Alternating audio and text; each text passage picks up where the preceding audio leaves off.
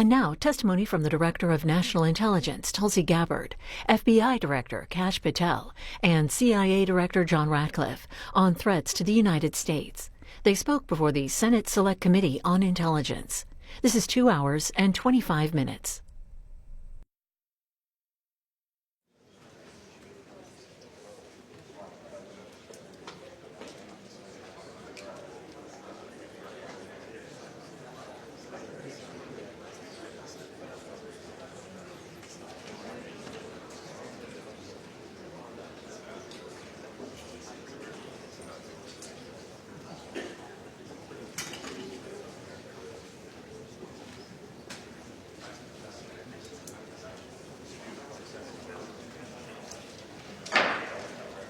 Good morning. I call this hearing to order. Welcome to the Senate's annual Worldwide Threat Assessment hearing. Let me begin by welcoming our esteemed panel of witnesses, the Director of National Intelligence, Tulsi Gabbard, the CIA Director, John Ratcliffe, the FBI Director, Kash Patel, the Acting Director of the National Security Agency and Commander of U.S. Cyber Command, Lieutenant General William Hartman, and the DIA Director, Lieutenant General James Adams. Thank you all for your appearance today and for your service. I also want to offer a special thanks to General Hartman, who is about to enter a well-earned and well-deserved retirement. General, on behalf of the committee, thank you for your lifetime of service to our nation. I'd first like to take this opportunity to commend the thousands of men and women in our intelligence agencies whom our witnesses represent. Our intelligence professionals are second to none. Because of their service, their dedication, and their sacrifice, Americans are safer at home and around the world. But because of the nature of their work, grateful Americans don't buy their lunch at restaurants or even have a chance to say thank you. So on their behalf, let me simply say thank you. I want to make two basic points this morning. First, the world is always a dangerous place, especially for America. But thanks to your agencies and President Trump's leadership, the world isn't quite as dangerous for Americans as it was a year ago. Thanks to the efforts of our military and intelligence personnel, including my fellow Arkansans who are now serving in the Middle East, the Iranian revolutionary regime that terrorized the world for 47 years is finally knocked on its back foot. Last summer, we devastated Iran's nuclear facilities. In recent weeks, we've eliminated Iran's top leadership, pummeled its military, sunk its navy, destroyed its missiles, neutered its proxies, and left its economy reeling. After 47 years of indecision and timidity, America has finally put our foot down. I'm also pleased to report that things have improved a lot in our own backyard now that Venezuela's illegitimate communist dictator, Nicolas Maduro, is rotting in a New York prison. Only the United States could execute a military and intelligence operation of this difficulty without a single American life lost. Our military is awesome, but these operations wouldn't have succeeded, and they probably wouldn't have even been tried without timely, accurate, and fact-based intelligence from your agencies. These successful operations are a testament to our intelligence professionals' ability to expose and uncover critical details about America's enemies. So let this be a warning to those who wish America harm. We leave no stone unturned, and there's no one or no thing close to you that might not betray you. Today's hearing is an opportunity for the American people to hear an unvarnished and unbiased account of the remaining threats we face, from communist China, North Korea, and Russia to the east to narco-terrorist cartels here at home. These threats truly do span the globe. And for my second point, your agencies have improved over the last year thanks to reforms that has gotten them back to basics. Of course, my 2 points are related. When our intelligence agencies return to their core mission, stealing the secrets of our adversaries to deliver timely and needful intelligence, America is safer for it. These efforts are already bearing fruit. For example, last year, the CIA increased its foreign intelligence reporting by 25%. This year, the CIA is on track to hire and deploy more officers than at any point in the last quarter century. While I'm greatly encouraged by the progress, more remains to be done. We must always equip our intelligence personnel with the tools they need to do their jobs well and execute their missions. That's why I fully support President Trump's request for a clean reauthorization of FISA Section 702. And it's why I expect a healthy intelligence budget request in the administration's supplemental appropriations request to fund operations against Iran and narco-terrorists. No doubt our military needs supplemental funding, but our intelligence agencies need it just as badly. Moreover, I urge each of you to continue to make personnel and institutional reforms that will cement these changes and foreclose a return in the future to bureaucratic bloat, political bias, and excessive caution within your services. When I became chairman, I promised real reform across the entire intelligence community.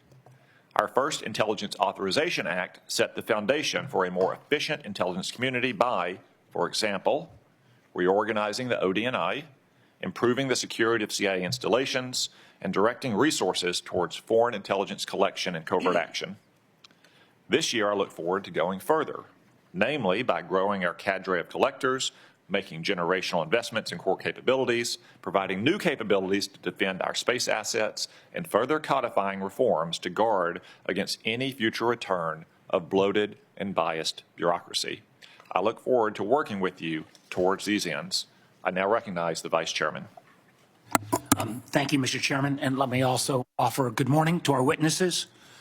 Let me also join you, Mr. Chairman, and begin by thanking literally the tens of thousands of men and women across America's intelligence community who work every day to keep our country safe. Their work is by necessity secret. That is the nature of intelligence. But that is also why hearings like this one matter so much. Over the past year, we have seen a series of developments that raise serious concerns about the erosion of safeguards that protect both our democracy and our security. And nowhere is that more worrying than when it comes to the integrity of our elections. For decades now, our intelligence community has warned that foreign adversaries, including Russia, China, and Iran, are actively seeking to shape the outcome of American elections. These efforts have included cyber intrusions, disinformation campaigns, and covert influence operations designed to divide Americans and undermine our confidence in our democratic institutions. Protecting our elections from these threats should be one of the intelligence community's highest priorities.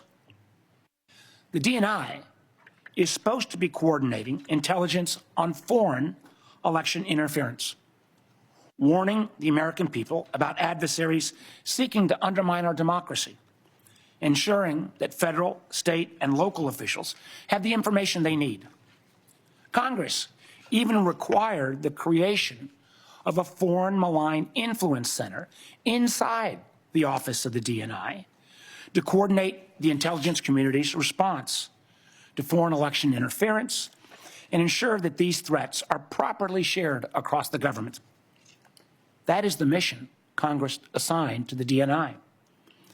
But while foreign adversaries are actively probing our democratic institutions, the DNI has eliminated the Foreign Malign Influence Center and does not have a designated official coordinating the response to election threats. And for months, the committee has repeatedly requested briefings from the IC, briefings that are required by law on legitimate foreign threats to the midterms. We have received no response. Now, that silence, I believe, should concern every member of the committee because it clearly demonstrates the DNI is not interested in protecting American democracy by combating foreign influence. Instead, unfortunately, we have seen the DNI involve herself in purely domestic matters. Last month, we saw Director Gabbard personally participate in a law enforcement raid to seize election ballots and voting machine records in Fulton County, Georgia. A raid tied to an election that the president lost 6 years ago. When the warrant supporting the raid was unsealed, it showed something deeply troubling. There was no foreign connection to justify the involvement of our nation's top spy. Instead, the predicate for the warrant was a slop of debunked conspiracy theories that had already been rejected repeatedly by courts, by independent investigators, and even by Georgia's own Republican Secretary of State. Yet the nation's top intelligence official was personally involved in this operation. This raises one very serious question. If the intelligence community is not being deployed to mobilize against foreign threats, why is it being deployed at all on a domestic issue? The DNI's appearance at this raid, as well as their involvement in seizing voting machines from Puerto Rico, suggests something that should also alarm every American. I believe an organized effort to misuse her national security powers to interfere in domestic politics and potentially provide a pretext for the president's unconstitutional efforts to seize control of the upcoming elections. Don't take my word for it. The president has repeatedly pushed for the nationalization of our elections, calling for federal government to override the state election laws and, quote, take over voting while continuing to make false statements about election fraud. And we have heard troubling rhetoric from senior officials that reinforce these concerns. As former Homeland Security Secretary Kristi Noem said publicly, we've been, and this is a quote, we've been proactive trying to make sure we have the right people voting, electing the right leaders to lead this country. At the same time, the administration has brought into government individuals promoting conspiracy theories about our elections. The so-called White House Director of Election Security and Integrity, Kurt Olson, played a key role in efforts to overturn the results of the 2020 election. Now Mr. Olson holds a position inside the federal government with the authority to refer criminal investigations and access our most sensitive security information, all supposedly doing his witch hunts around elections. As a matter of fact, according to the court filings, he helped trigger the FBI seizure of the ballots in Fulton County. So it's worth asking, why is someone whose career has been devoted to undermining the legitimate results of a democratic election now operating from inside the federal government with access to law enforcement and intelligence authorities? What exactly has he been empowered to do? As members of our committee know, this committee was created in the aftermath of the unconstitutional abuses exposed after Watergate. The guardrails have been built around our intelligence and law enforcement agencies over the past several decades exist for a reason. Without them, America begins to look more like adversaries emphasized in this year's annual threat assessment: China, Russia, Iran, North Korea, and less like a democracy. Confronting these very clear and present threats to American security requires experienced professionals in intelligence agencies that are focused squarely on their mission. Instead, over the past year, we've seen actions that only serve to weaken them. Politically motivated purges at the FBI has resulted in the exodus of hundreds of agents and the reassignments of hundreds more from key national security areas like counterintelligence, counterterrorism, and cyber, and where they've been redeployed to? Immigration enforcement. In one troubling case, agents working on a task force focused on threats from Iran, clearly something that's pretty damn important right now, were dismissed because they had previously participated in the investigation of the president's mishandling of classified information. Elsewhere, the Bureau's budget is being slashed. Last year, it cut over $500 million, with the largest decreases from cyber, counterterrorism, and counterespionage. And the remaining scarce resources are being squandered on things like a $60 million jet for the director's personal travel so he can go golfing in Scotland or partying with athletes in Milan. In fact, according to a whistleblower account, Those flights became so frequent, they even delayed the Bureau's response to major incidents like the Charlie Kirk assassination or the shooting at Brown University. Credible reports also indicate that highly trained FBI agents from elite SWAT units have been reassigned to chauffeur his girlfriend, an unprecedented use of personnel whose training are actually intended for hunting violent criminals and neutralizing terrorists. Unfortunately, this dysfunction has not been limited to the FBI. Both the National Security Agency and the Defense Intelligence Agency, and this is no reflection on the two gentlemen sitting in front of us, were both left leaderless for months after the president fired their directors, one at the behest of a 9/11 conspiracy theorist, and the other for providing a fact-based assessment that contradicted the president's claims about obliterating Iran's nuclear program. Clearly, if the program had been truly obliterated, the president wouldn't be bombing again right now. And again, more than 1/3 of the personnel at CISA, created by Congress to protect critical infrastructure like power, water, and election systems, have been forced out.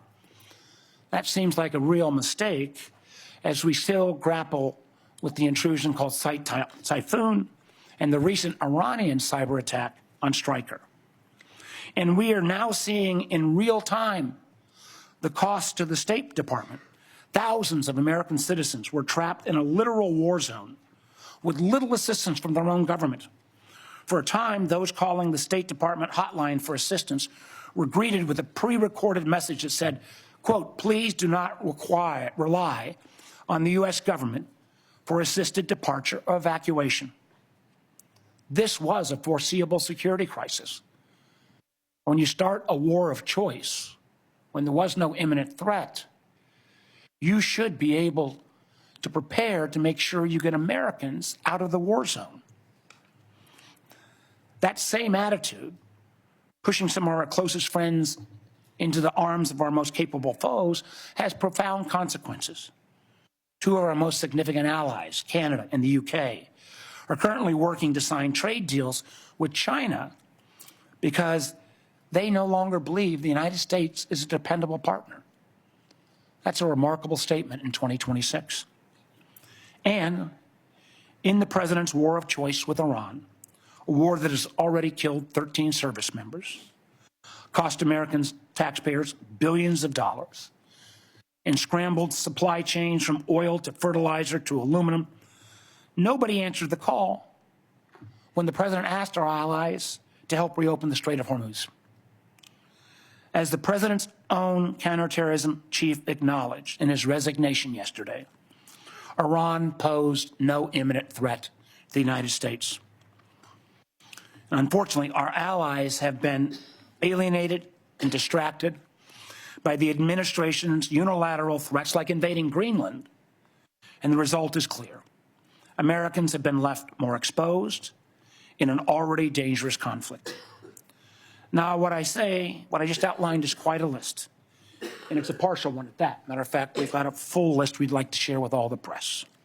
So what does this all mean? It matters because I believe the warnings contained in this year's annual threat assessment. I believe our IC when they say the global security environment is becoming more complex and that armed conflict is becoming more global. And I also agree with the assessment when it says that to succeed, we must think prudently and prioritize our efforts. On the topic of the annual threat assessment, I want to close where I began by noting that since the first time since 2017, in the aftermath of Russia's intervention in our 2016 elections, the annual threat assessment includes nothing about adversary attempts to influence American elections. Now, I don't believe this omission means that the threat has disappeared. It means that the intelligence community is no longer being allowed to speak honestly about it. And it raises serious questions, and I will be asking about your priorities, Director Gabbard, in terms of what you're choosing to prioritize instead. Thank you, Mr. Chairman. I yield back. Before we go to the witnesses, now that we have a critical mass of members, I would simply like to remind members that we will handle questions as we did last year, seniority at the time of the gavel, and alternating between Democrats and Republicans. We'll have one round of questions, 7 minutes per round. I will not entertain questions after 7-minute time has expired. Furthermore, I expect to convene the closed session in our usual location promptly 30 minutes after the open session begins. Director Gabbard, the floor is yours. Thank you, Chairman Cotton, Vice Chair Warner, members of the committee, good morning. I'm here today to present the 2026 Annual Threat Assessment, joined by the directors of the CIA, FBI, DIA, and NSA. Before I continue, on behalf of the intelligence community, I want to extend our thanks to General Hartman for his 37 years of service in uniform and closing out his 37 years with tremendous leadership of the NSA. This briefing is being provided in accordance with ODNI statutory responsibility. I'd like to remind those who are watching what I am briefing here today conveys the intelligence community's assessment of the threats facing U.S. citizens, our homeland, and our interests, not my personal views or opinions. In this assessment, we're following the structure of priorities that were laid out in the President's national security strategy, starting with threats to our homeland and then shifting to global risks.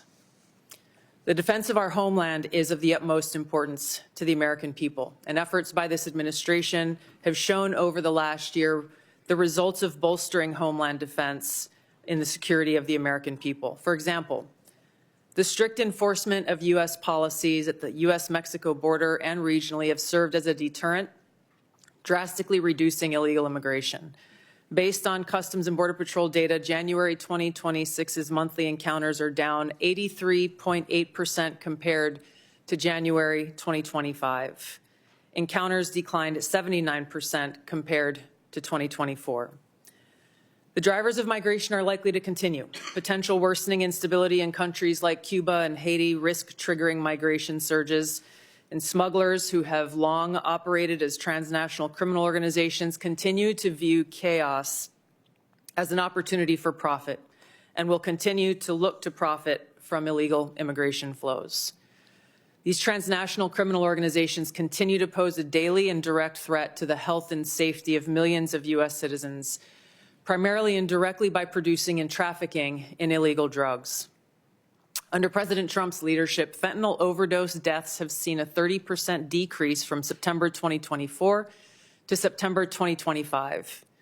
President Trump's aggressive efforts to more directly and actively target these transnational criminal organizations and reduce the inflow of fentanyl precursors has already had a significant impact, which is likely to continue.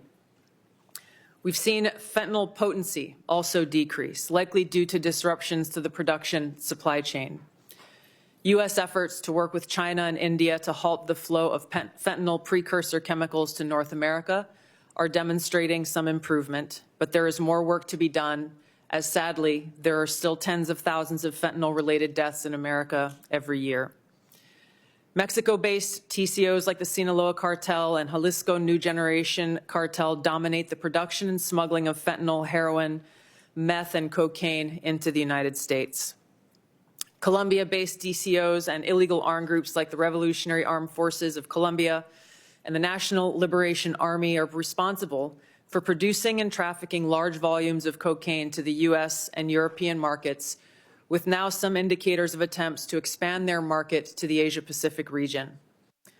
Colombia remains the world's largest producer of cocaine, and Colombian criminal groups have expanded their trafficking relationships with neighboring Ecuadorian and Brazilian gangs. As you know, MS-13 is well established in cells within the United States and uses violence to intimidate the Salvadoran diaspora, engaging in murder, extortion, retail drug trafficking, firearms offenses, and prostitution, fueling increased violence and instability. These and other TCOs continue to present a very tangible and individualized risk of violent crime to everyday Americans and contribute to regional instability. As the President increases his focus on counter-drug and counter-cartel pressures, they're likely to seek ways to try to adapt their operations, including shifting production locations and trafficking routes and methods.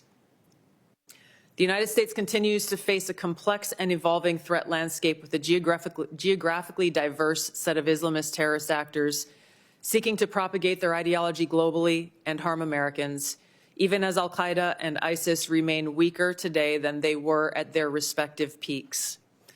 The spread of Islamist ideology, in some cases led by individuals and organizations associated with the Muslim Brotherhood, poses a fundamental threat to freedom and the foundational principles that underpin Western civilization. Islamist groups and individuals use this ideology for recruiting and financial support for terrorist groups and individuals around the world, and to advance their political objectives of establishing an Islamist caliphate which governs based on Sharia. There are increasing examples of this in various European countries, and President Trump's designation of certain Muslim Brotherhood chapters as foreign terrorist organizations is a mechanism to secure Americans against this threat. In response to setbacks to their capabilities of conducting large-scale complex attacks, Islamist terrorist groups have shifted toward focusing on executing information operations to spread propaganda and inspire or enable individuals located in or with access to the West. U.S. counterterrorism efforts, primarily in Iraq, Somalia, Yemen, and Syria in 2025, were instrumental in removing key terrorist leaders and operatives, degrading the ability of al-Qaeda and ISIS to quickly reconstitute its leadership and plan large-scale attacks against the homeland and U.S. interests abroad. Strict U.S. border enforcement measures and increased deportations of individuals with suspected links to Islamist terrorists have reduced access to the homeland and removed some potential sources of future terrorist attacks. Since January, U.S. officials have only had a handful of encounters at our borders with individuals associated with terrorist groups.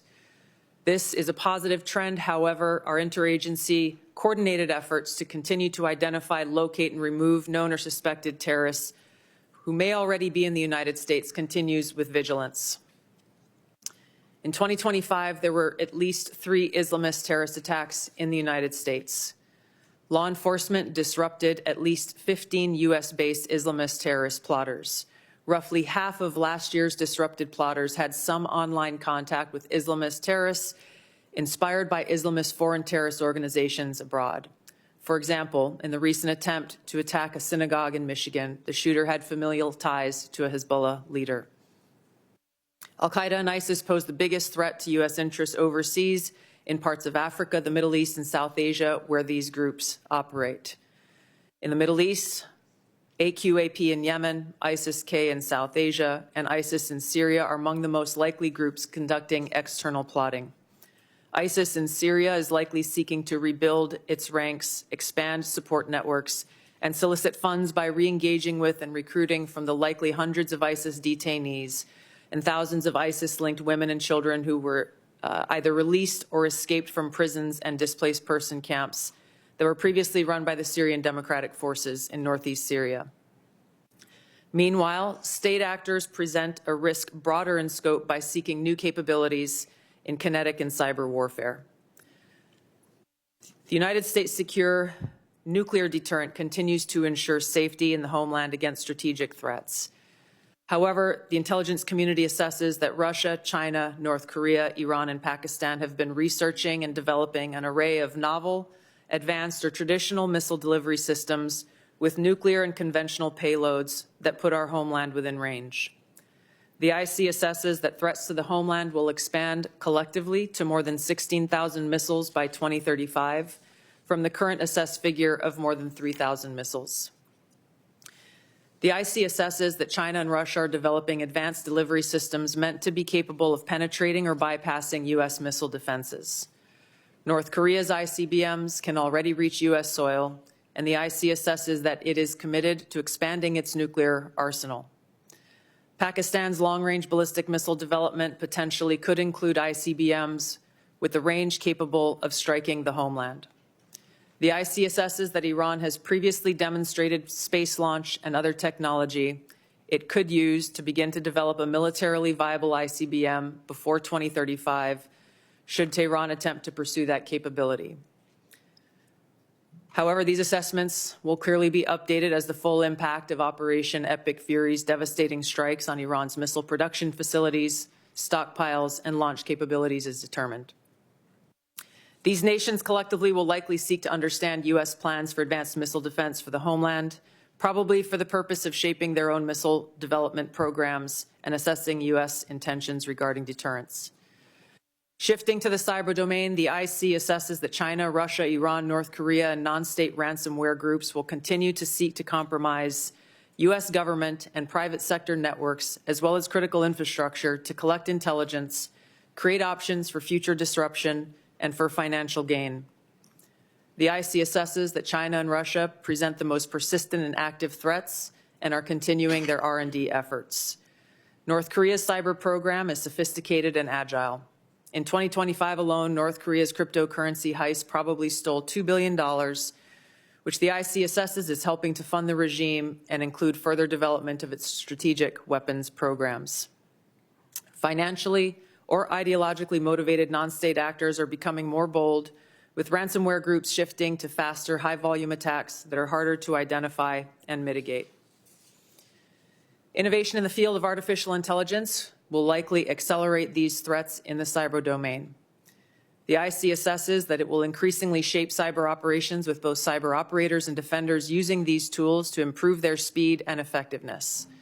For example, in August of 2025, cyber actors used an AI tool to conduct a data extortion operation against international government, healthcare, and public health emergency service sectors, as well as religious institutions. Moving to the Arctic, the IC assesses that Russia, and to a lesser extent China, aim to strengthen their presence in the region through increased maritime trade, natural resource extraction, and military activity. Russia, which has the longest coastline in the Arctic, has long sought recognition of its polar great power status and is deploying more military forces and building new permanent infrastructure. China, though not an Arctic country, is engaged in more limited efforts in the region to advance its own strategic and economic interests. The IC assesses that China is the most capable competitor in the field of artificial intelligence. The IC assesses that AI capabilities are rapidly advancing and changing the threat landscape, as this is a defining technology that enables computers and machines to simulate human learning comprehension, problem solving, creativity, and autonomy. It will be critical to ensure that humans remain in control of how AI is used and of the machines that may threaten to autonomously violate the interests of the American people across all domains. AI adoption at scale across the spectrum of usage poses serious risks. AI has the potential to aid in weapons and systems design and has been used in recent conflicts to influence targeting and streamline decision-making, underscoring the risk and likely threats that could manifest on the battlefield.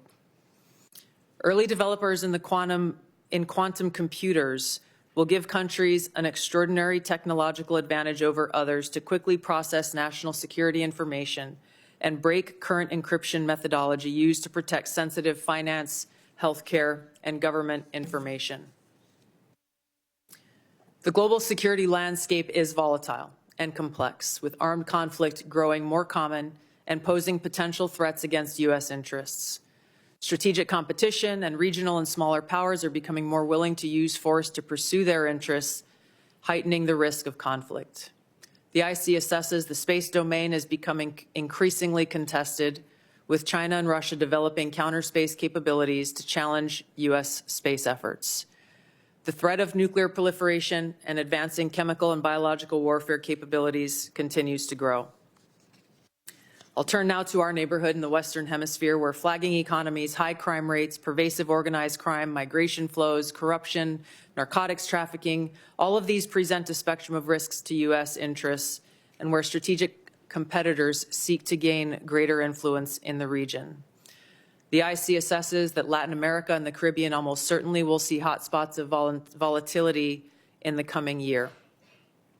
Since Maduro's arrest, the IC assesses a shift in Venezuela's leadership towards cooperating with the U.S. to open its economy, to develop the country's oil and gas extraction capability, and we've seen their movement in releasing political prisoners. The U.S.-Mexico-Canada Agreement review in 2026 will likely increase uncertainty in many Latin American countries, especially those that rely on Mexico as an export destination for intermediate goods for manufacture and onward export to the U.S.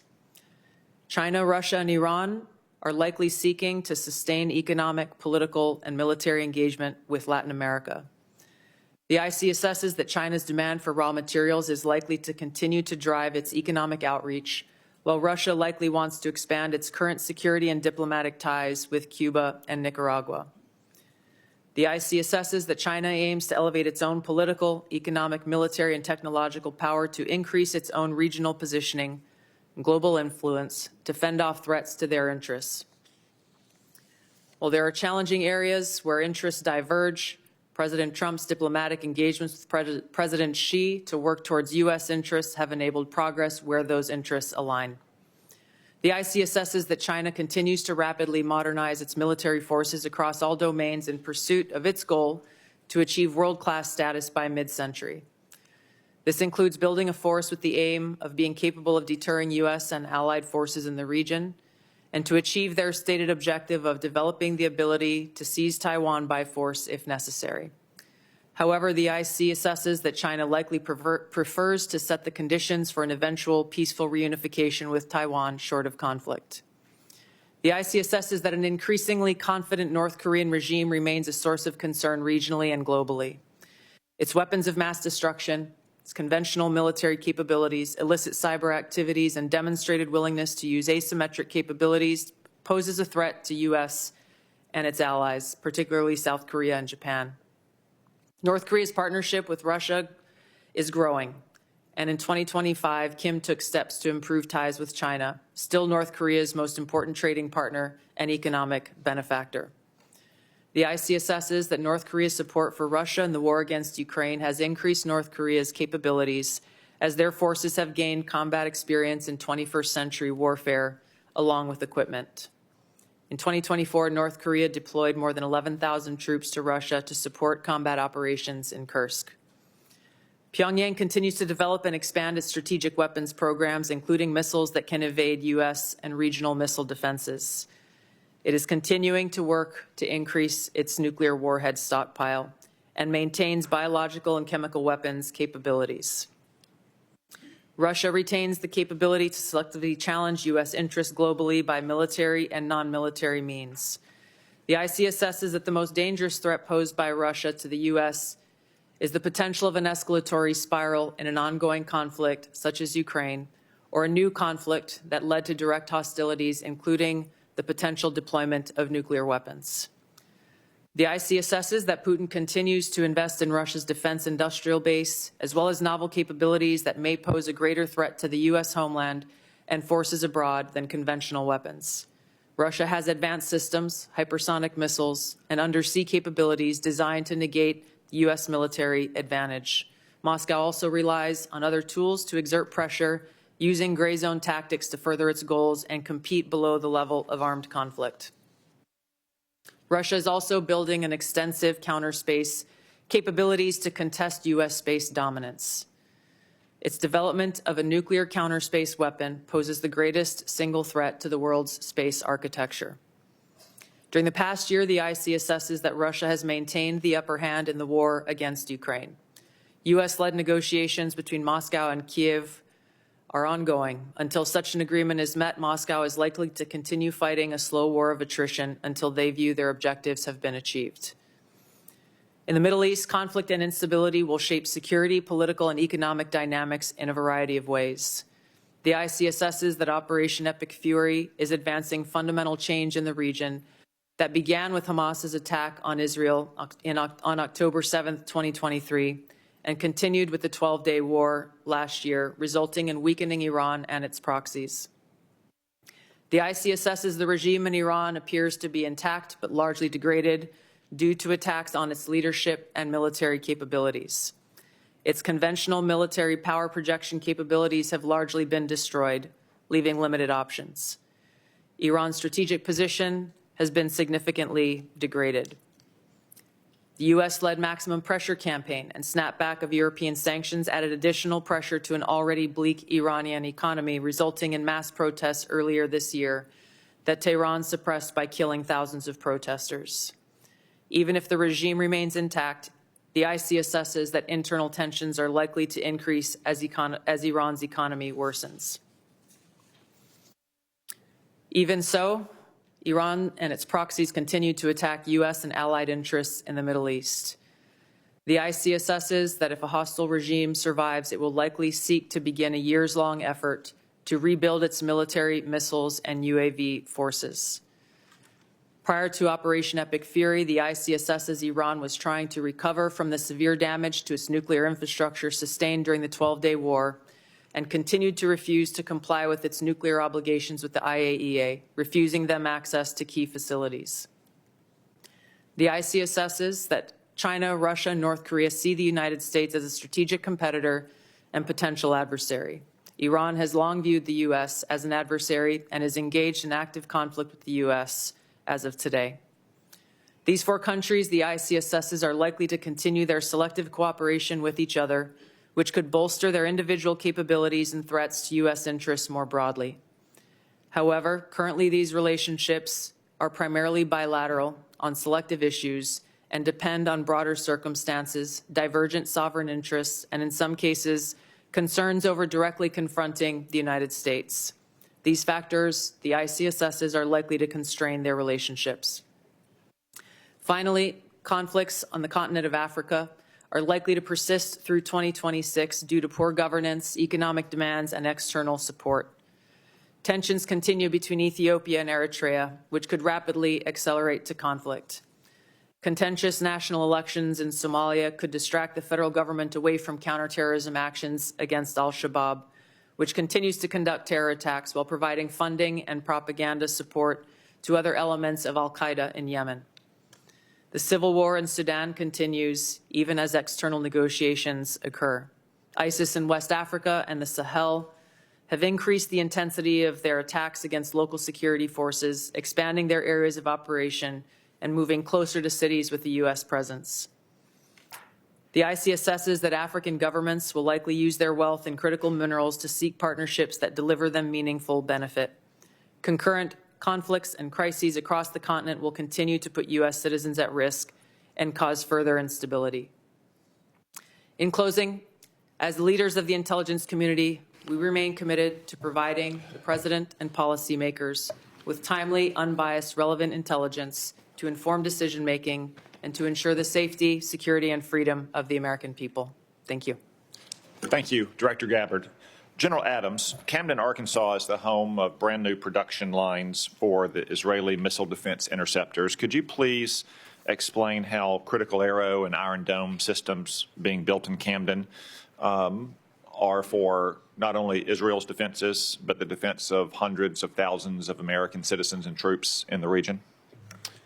Chairman Cotton, thank you for that question. And I have to say that the Arrow system and the Iron Dome system are critical defensive systems that prevent adversary power projection from impacting the targets in the friendly areas in Israel. The Arrow system itself is the high altitude, primarily against MRBMs, and it's proven to be very, very effective against those systems.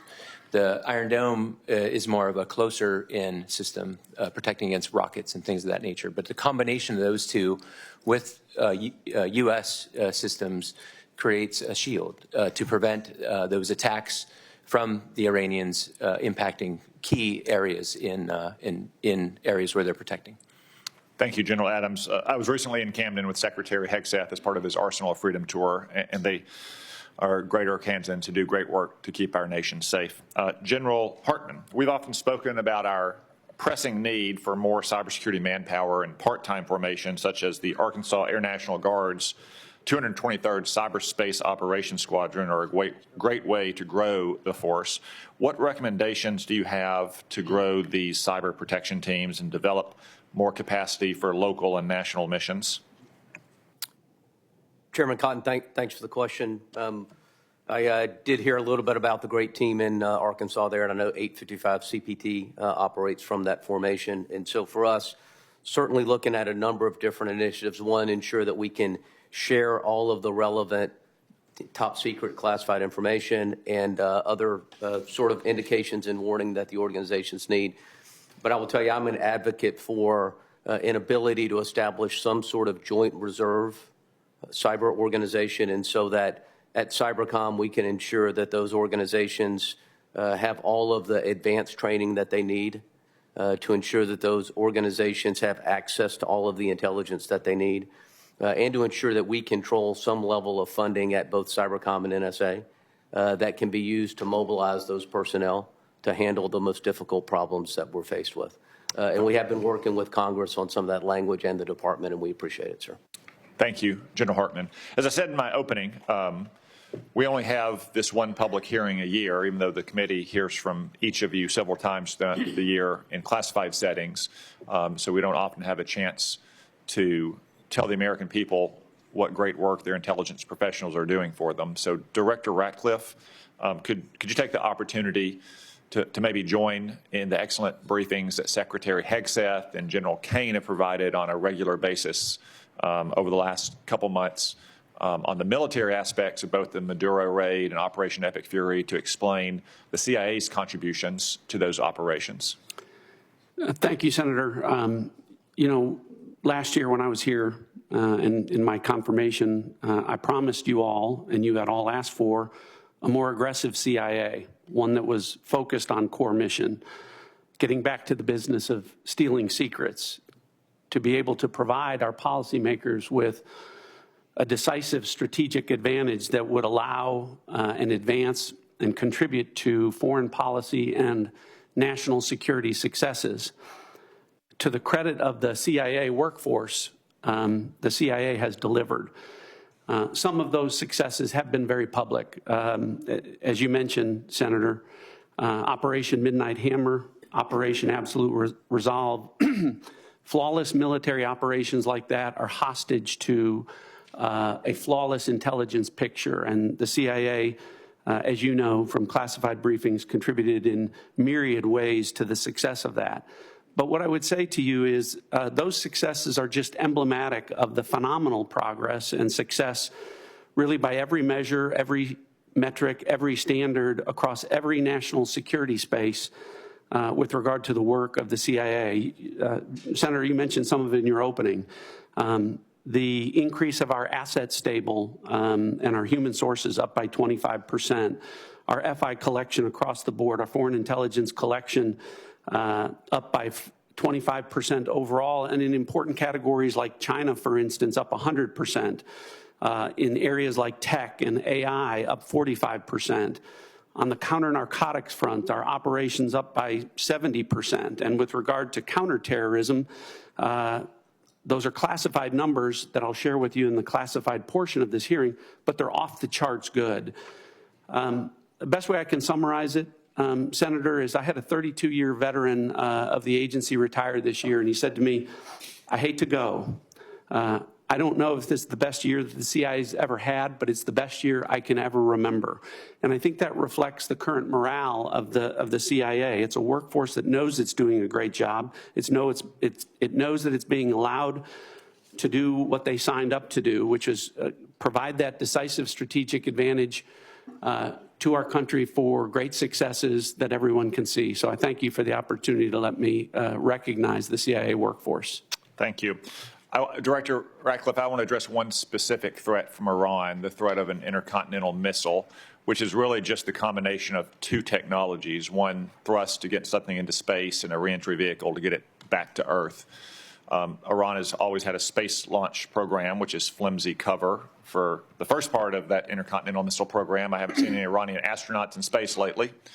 And second, they have medium-range ballistic missiles, which already have a reentry vehicle. So if you crudely married those two technologies together, I've heard some analysts say that Iran could have had a functioning intercontinental missile to threaten the United States in as few as 6 months. Would you agree with that assessment? Well, you're right to be concerned about Iran's development of longer-range ballistic missiles, Senator. If Iran were allowed to develop at the IRBM ranges, which is 3,000 kilometers, it would threaten most of Europe. And yes, as you mentioned, we know that Iran is gaining experience in these larger, more powerful booster technologies through its so-called Space Launch Vehicle program.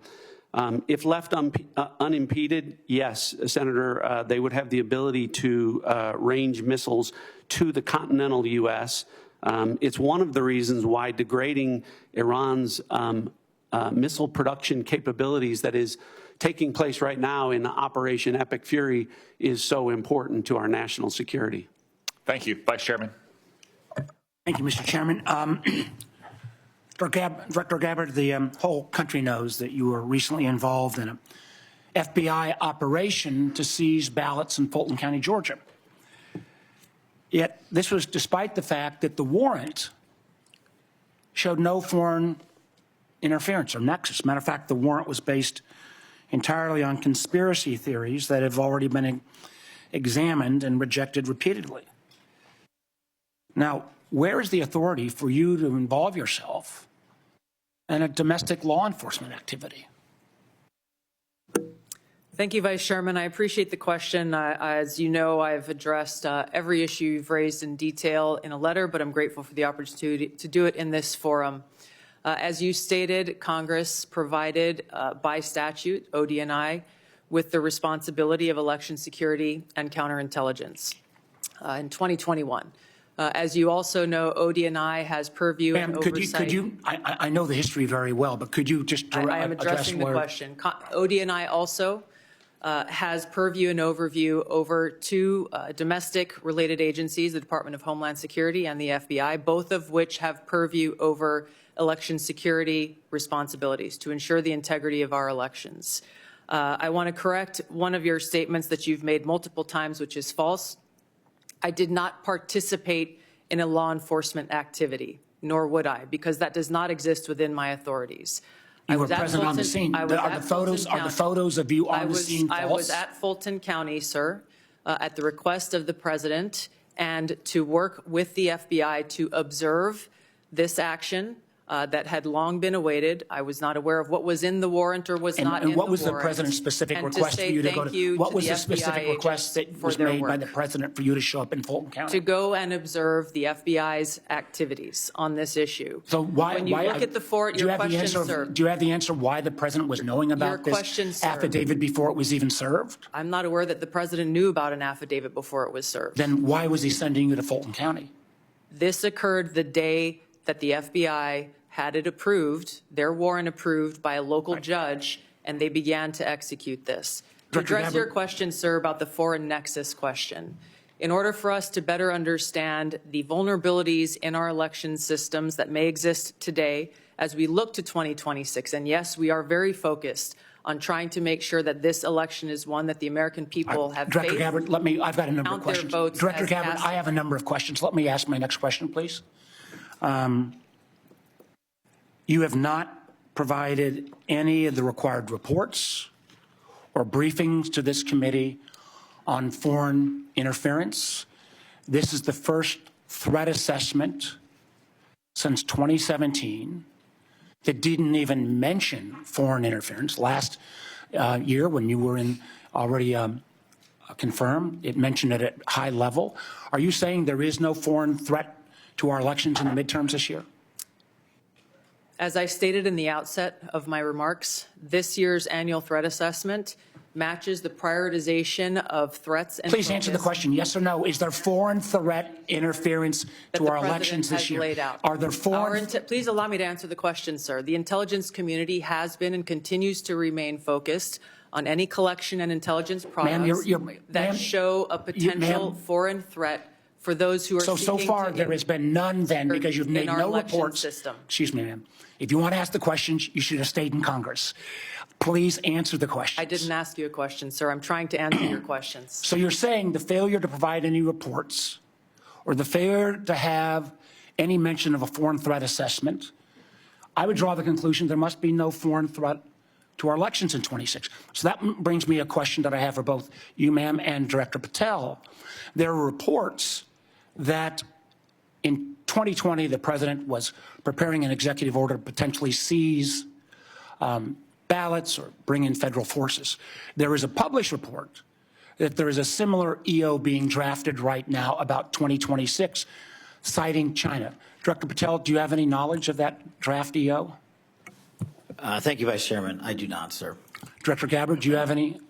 I do not. Thank you. Let me move to Iran. Now, I understand, and I appreciated, Director Gabbard, your comments yesterday about agreeing that the president has sole authority, I guess, in his bones to declare whether something is an imminent threat.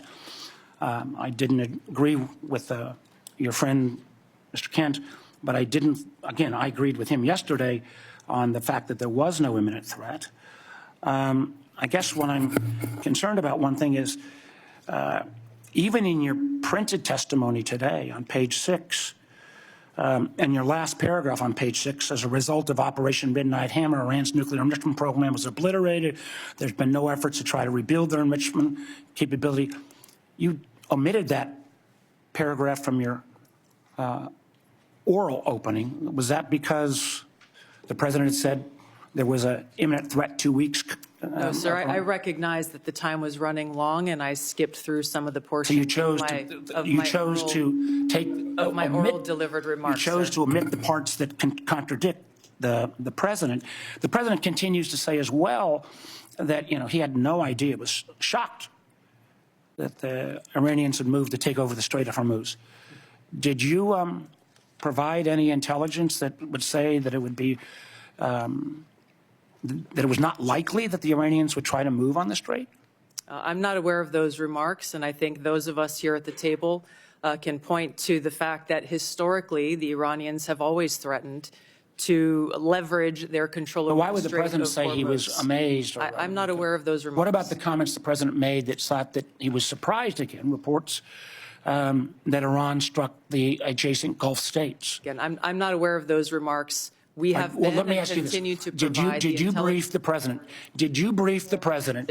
Did you brief the president if he starts a war of choice that the likely result would be that Iran would strike adjacent Gulf nations and close the Strait of Hormuz? Did you brief him on those two facts that I think have been consistently the assumptions of the intelligence community? I have not and won't divulge internal conversations. I will say that those of us within the intelligence community continue to provide the president with all of the best objective intelligence available to inform his decisions. Senator Collins. Thank you, Mr. Chairman.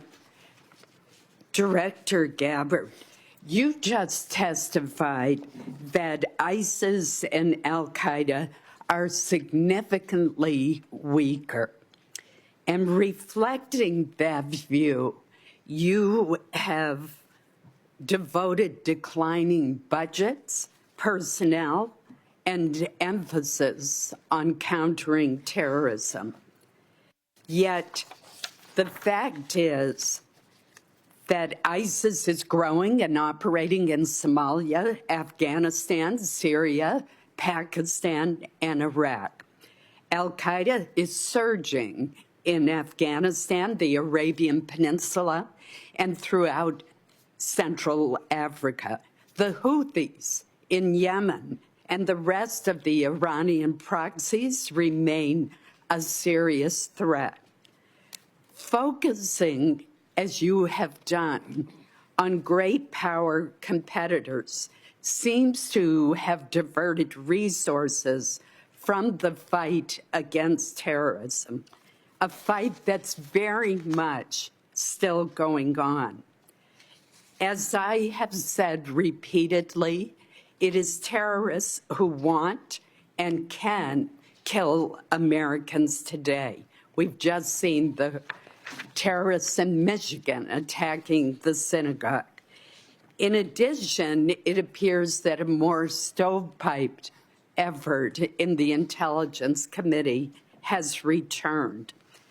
How are you ensuring that Americans are safe and that you are countering counterterrorism threats to our homeland and to U.S. citizens abroad?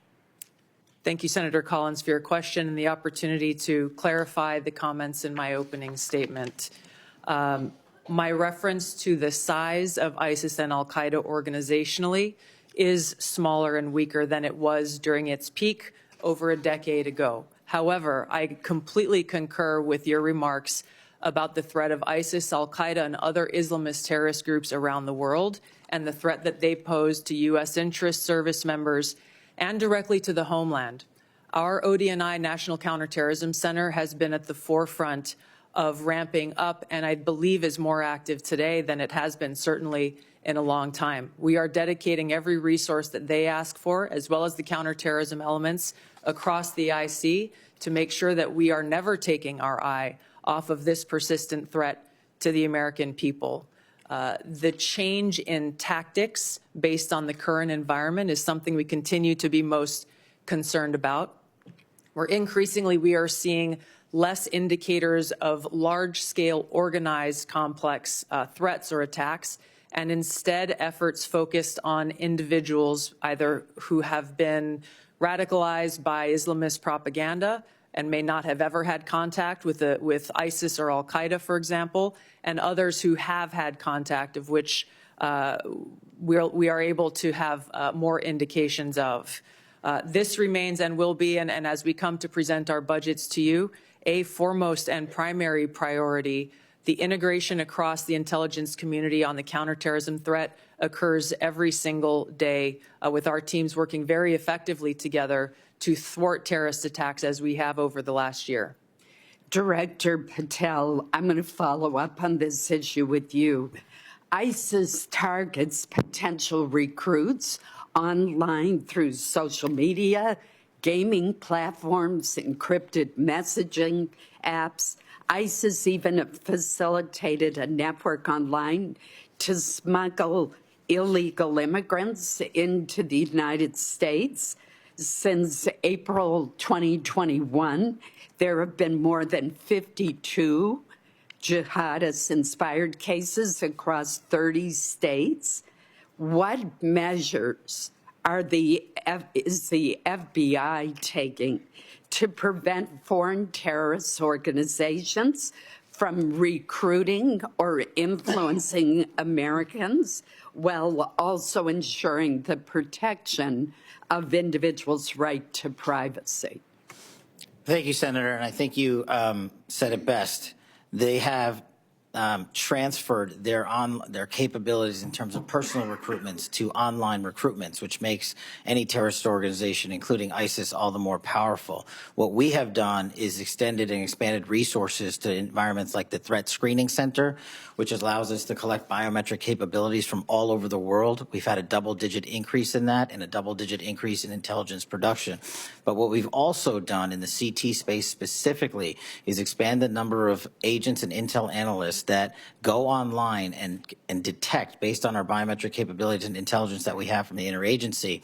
And what that leads us to is what we saw in December of last year, Senator, where we at the FBI stopped 4 terrorist attacks, 4 in California, Texas, North Carolina, and Pennsylvania, 3 of which were ISIS-inspired. We were able to detect these individuals both online and in person using our covert platforms, and we shuttered a bombing campaign in Southern California and 2 mass casualty events for New Year's Eve. Director Gabbard, the intelligence community did not detect an extremely serious breach affecting our telecommunications industry due to the Chinese Salt Typhoon incursions for a very long time. In addition, the Chinese Volt Typhoon threat poses a terrible threat to U.S. critical infrastructure. Specific sectors throughout the United States have been overlooked and underprotected. What are you doing to deal with the threat to critical infrastructure, our electric grid, our communication systems, given this huge miss by our talented intelligence community? Thank you, Senator Collins, for the question. Working with our partners at NSA and others to detect these threats and how they may be evolved or developing is something we're continuing to work on. building strong partnerships with the private sector, whether it be in the telecom industry, the financial sector, the healthcare sector, the energy sector, is something that I'm rebuilding. We've seen some of these ongoing relationships falter over previous years. I've personally been astounded by some of the conversations I've had with leaders from these industries who are just as concerned as we are about these threats to our critical infrastructure, and yet don't feel that they have the connectivity or the information to be able to secure their own infrastructure. So in short, building those stronger partnerships, integrating and being able to share information intelligence where we can is critical for us to be able to secure our country from these threats. Thank you, Senator Collins. Senator Wyden. Thank you, Mr. Chairman. Director Gabbard, last year your agencies testified, and I quote, Iran's large conventional forces are capable of inflicting substantial damage to an attacker, executing regional strikes, and disrupting shipping, particularly energy supplies, through the Strait of Hormuz. In other words, every problem we're seeing now was not only foreseeable, but was actually predicted by the intelligence agencies. So, Director, in the lead up to the start of this war 3 weeks ago, did the intelligence agencies stick to their assessment that in response to an attack, the Iranians had the capability to shut down the Strait of Hormuz? Thank you, Senator Wyden. The intelligence community has continued to provide the president and his team with the intelligence related to this operation in Iran before and on an ongoing basis. So right now, we're in a global energy crisis. We're paying more for gas. The economy is in danger. And it seems to me, and I heard you discuss this with Senator Warner too, that there's a lot of hedging going on with respect to entirely foreseen consequences of the war. And that strikes me, Madam Director, as what amounts to a historic mistake. Now, my second question is, did the intelligence agencies assess that the Iranians could respond to a regime change attack from us by attacking U.S. forces and other Americans in the region? The IC assessment has always taken very seriously the threat of the Iranian regime's missile capabilities and how our American troops within the region may be put at risk. Again, you know, it seems to me with Americans dying in the war, it's hard to see how you can sit here and say that the intelligence agencies couldn't provide a clear warning that if attacked, the Iranians would respond by attacking our people. Now, on Monday, Madam Director, Donald Trump was asked about Iranian strikes on the Gulf states. He said, and I quote, nobody, no, the greatest experts, nobody thought they were going to hit the Gulf states. You all are supposed to be the greatest experts. That's what we have you there for. Director Gabbard, did the intelligence agencies assess that Iran could conduct strikes on our own partners in the region if it was attacked? The intelligence community has continued to assess the potential threats to the region, the existing threats to the region, and providing those assessments to the policymakers and decision makers. Let me move on to several others of you with respect to 702 of FISA, and I'm just going to start with you, General Hartman. When Congress last reauthorized Section 702 of FISA, it included a provision that expanded the type of companies and individuals who could be forced to assist the government in its spying. Has this expansion resulted in any intelligence, General Hartman? Senator, thanks for the question. Just to be clear, this provision provided us an ability to collect foreign intelligence on personnel outside of the United States. What is the major 702 issue in terms of expansion? What was the effect of what was done? Senator, I would prefer to talk to you about exact specifics in the closed session. I'm happy to do that. Let's understand, though, this is a dangerously broad provision that could be used to rope in anybody with access to a cable box, a Wi-Fi router, or a server.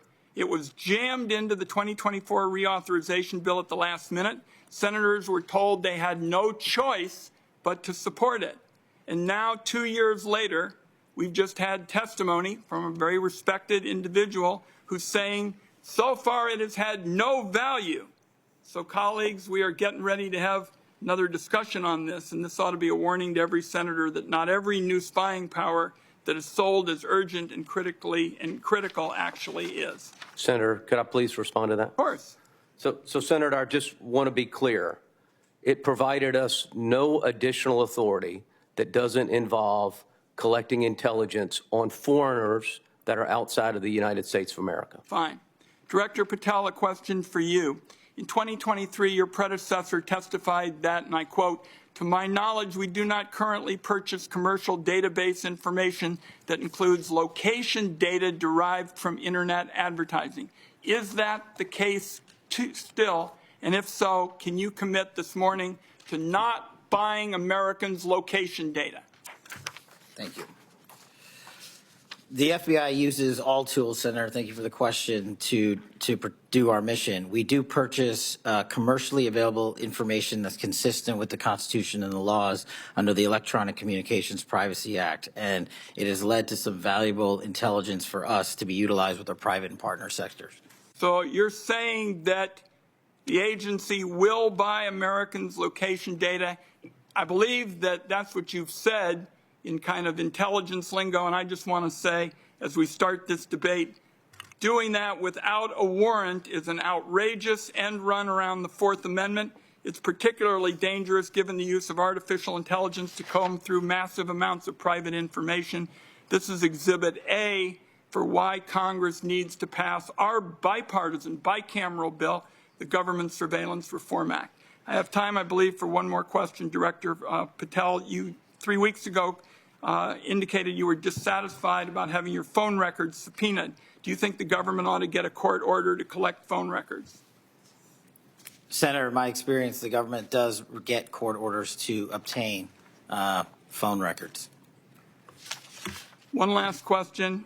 General Adams, for you, in 2021, your agency confirmed that it had purchased and searched domestic location data. It is still your agency's position that you can buy Americans' location data without a warrant? And if so, are you still doing it?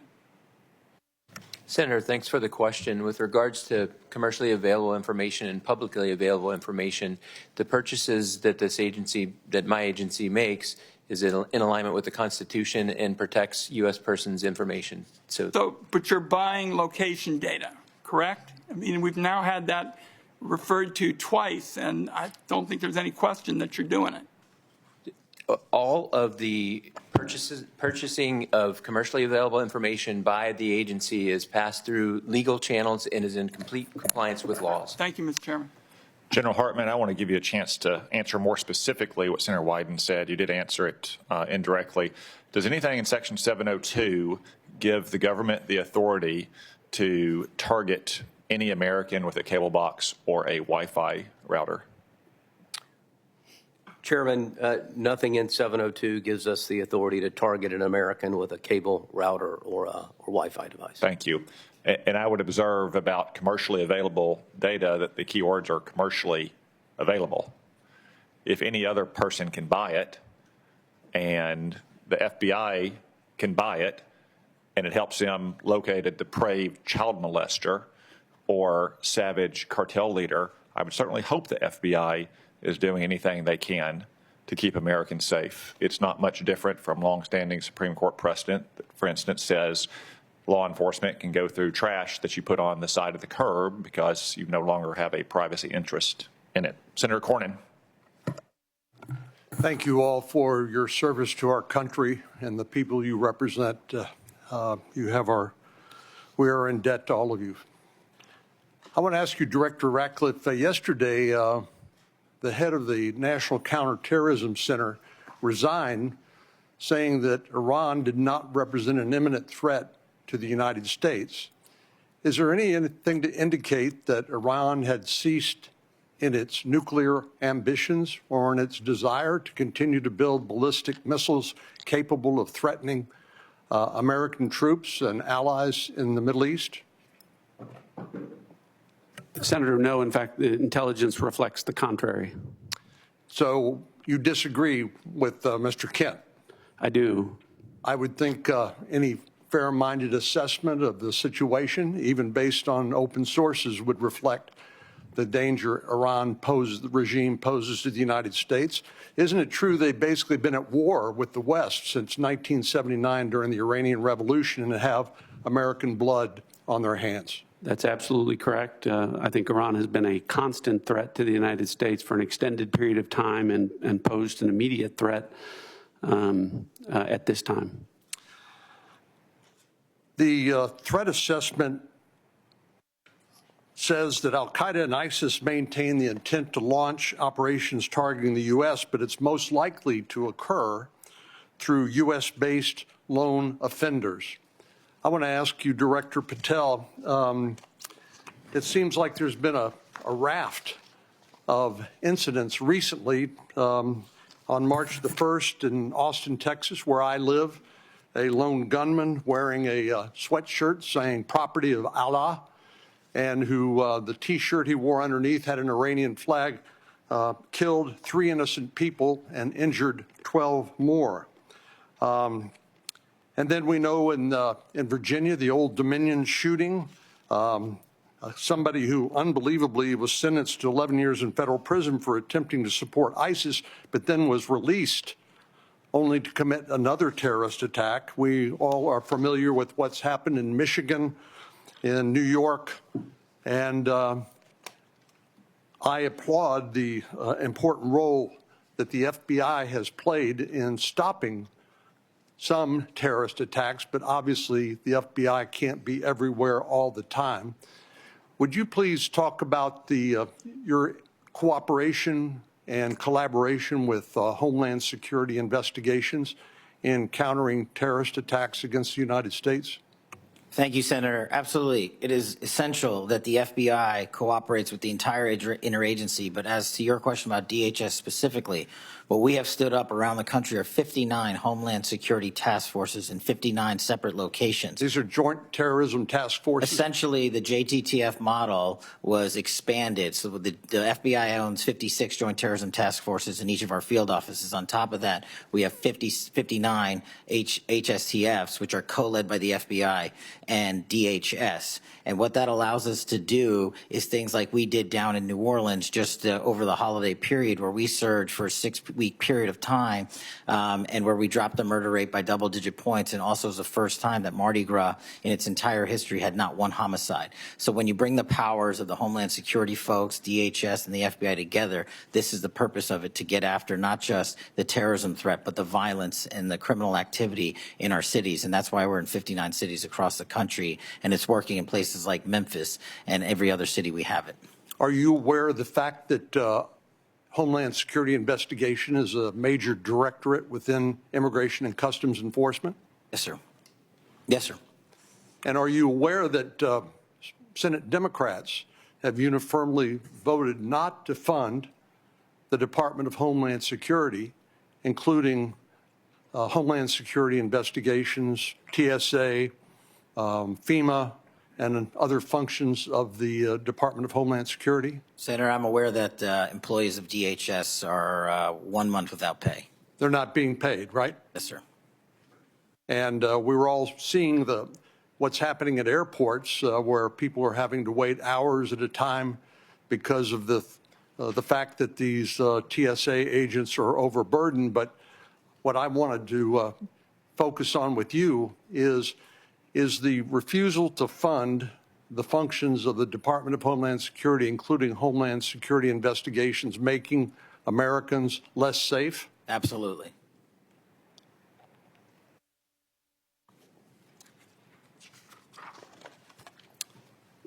So give us an example of some of the cooperation that you all have engaged in with, the FBI has engaged in with the Homeland Security investigations. I'm looking at an article here that talks about the 190,000 Afghan nationals that were admitted to the United States, literally unvetted, and there are examples of individuals within that 190,000 who have committed terrorist attacks against the United States and against American citizens. Is that the sort of thing that you are investigating with HSI? Senator, that's one of the many things we're investigating with HSI, DHS, CBP, ICE. Give me some other examples of the collaboration on what other topics, including in addition to terrorism attacks. What we're allowed to do with our DHS partners, Senator, is enable their massive workforce to supplement ours. And what they're allowed to do is share intelligence on things that you just talked about the 100,000+ illegals that came in from Afghanistan during the Afghanistan withdrawal. Unfortunately, they weren't vetted thoroughly. So what we're doing is going back with our DHS partners and vetting absolutely every single one of them to the best that we can. But unfortunately, we're not able to go out into the country and find every single one of these individuals.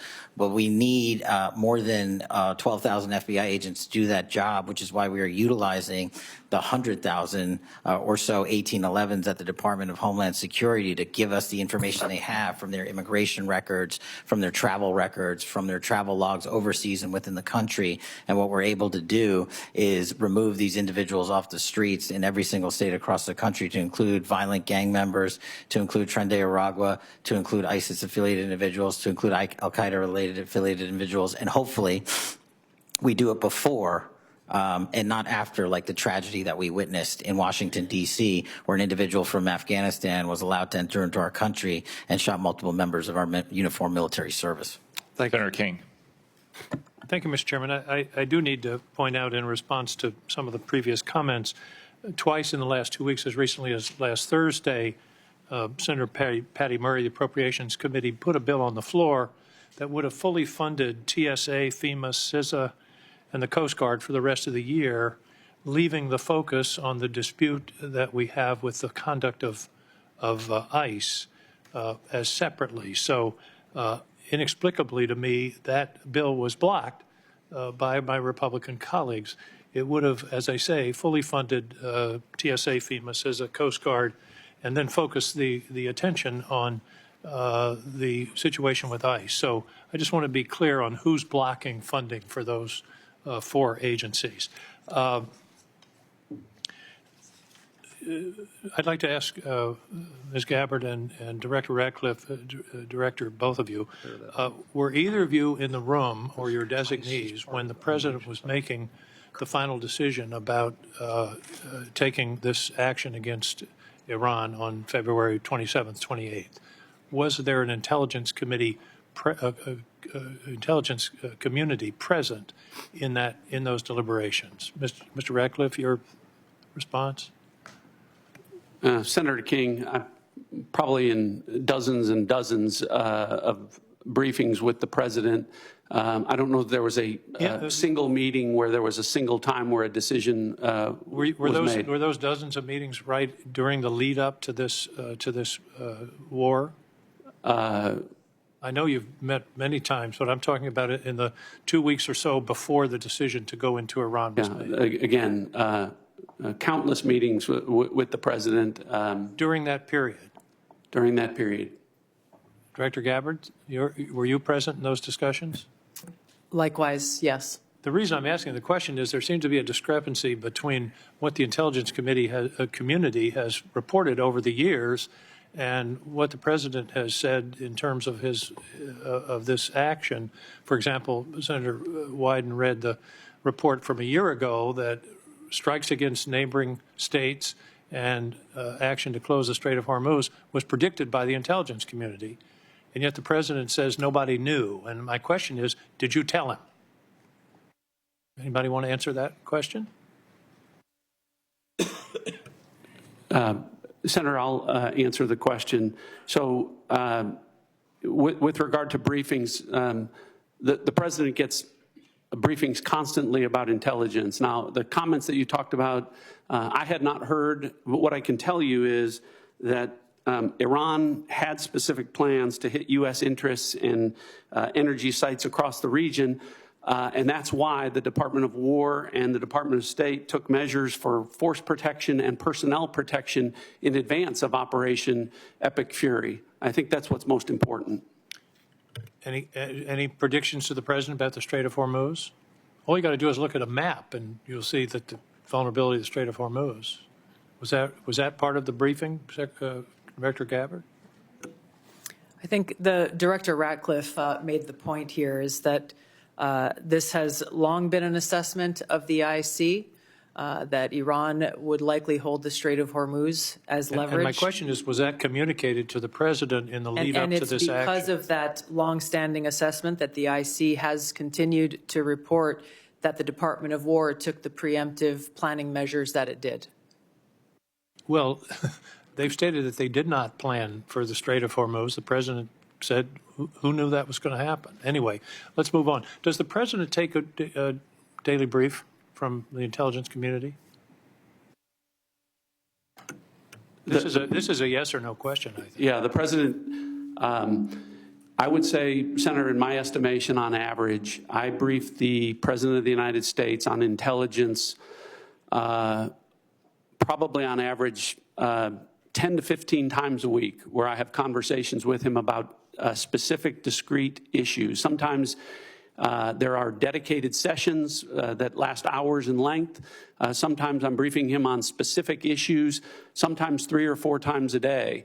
But I would say on average, my interactions where I'm briefing the President on important national security matters happens probably on average 10 to 15 times per week.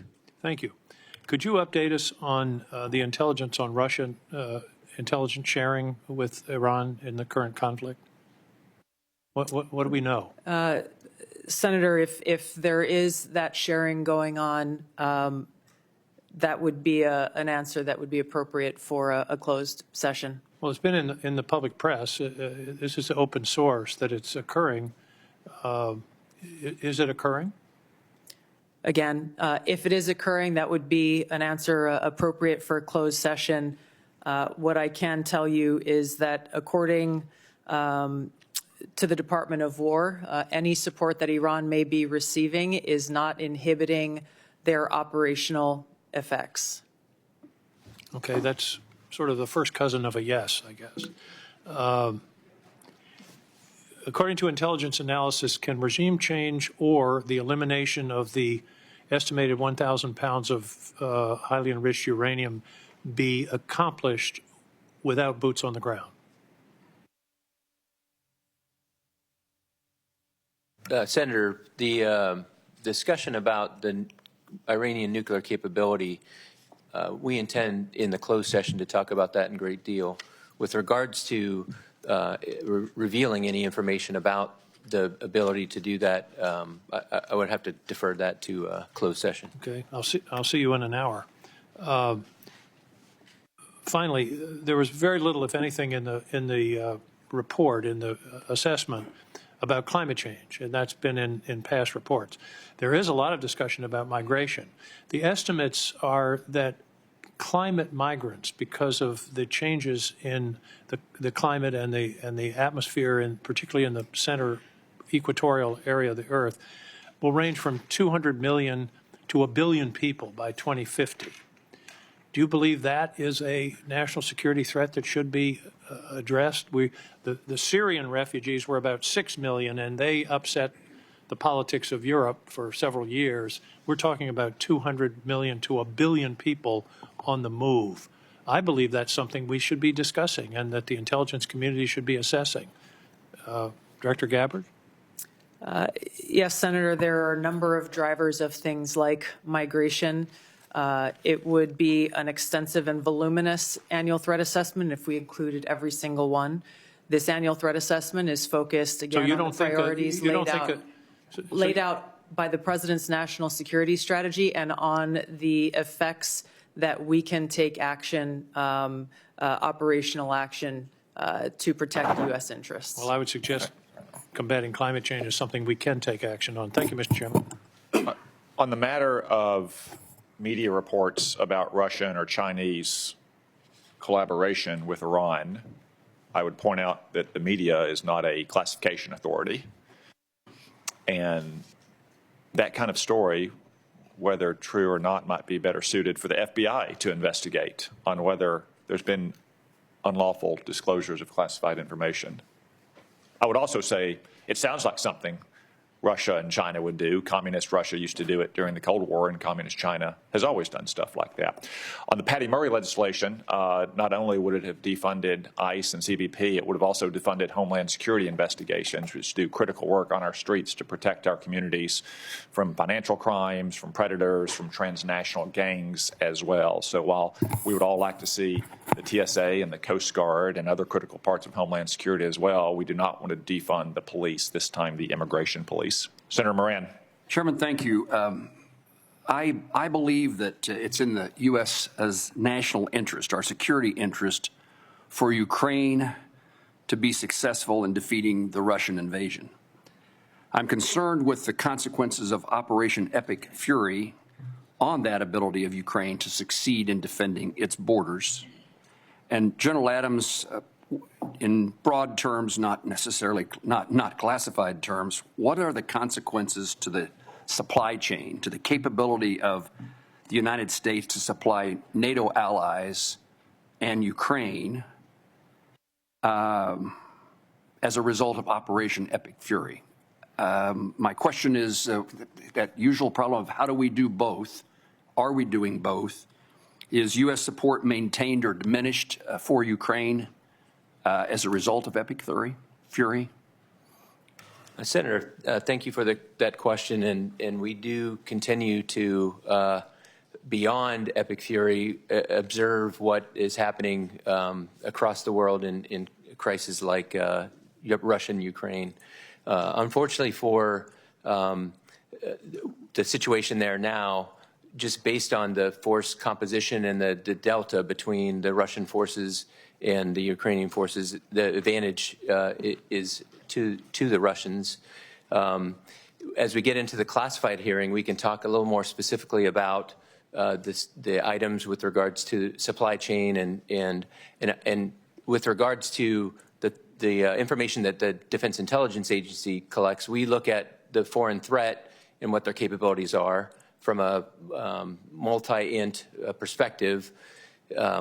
We look a little bit less at friendly capabilities. And I would defer questions with regards to U.S. supply chain limitations with regards to logistics and the effort that the Secretary of War is having with regards to trying to boost the U.S. Defense Industrial Base. I would defer those to the Department to discuss.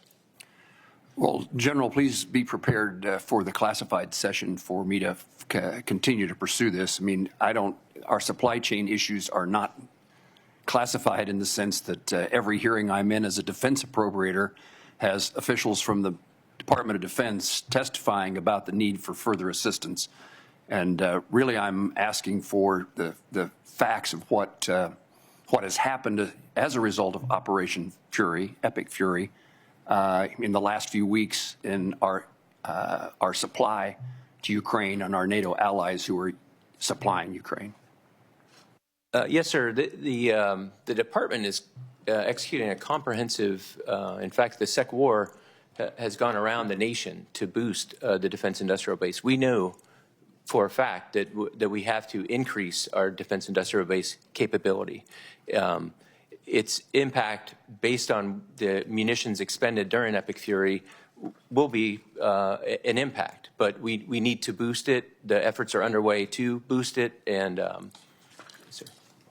Well, I'm interested in helping accomplish that goal. Director Ratcliffe, perhaps along the same line, I assume let me first of all compliment you on your public service. I appreciate you.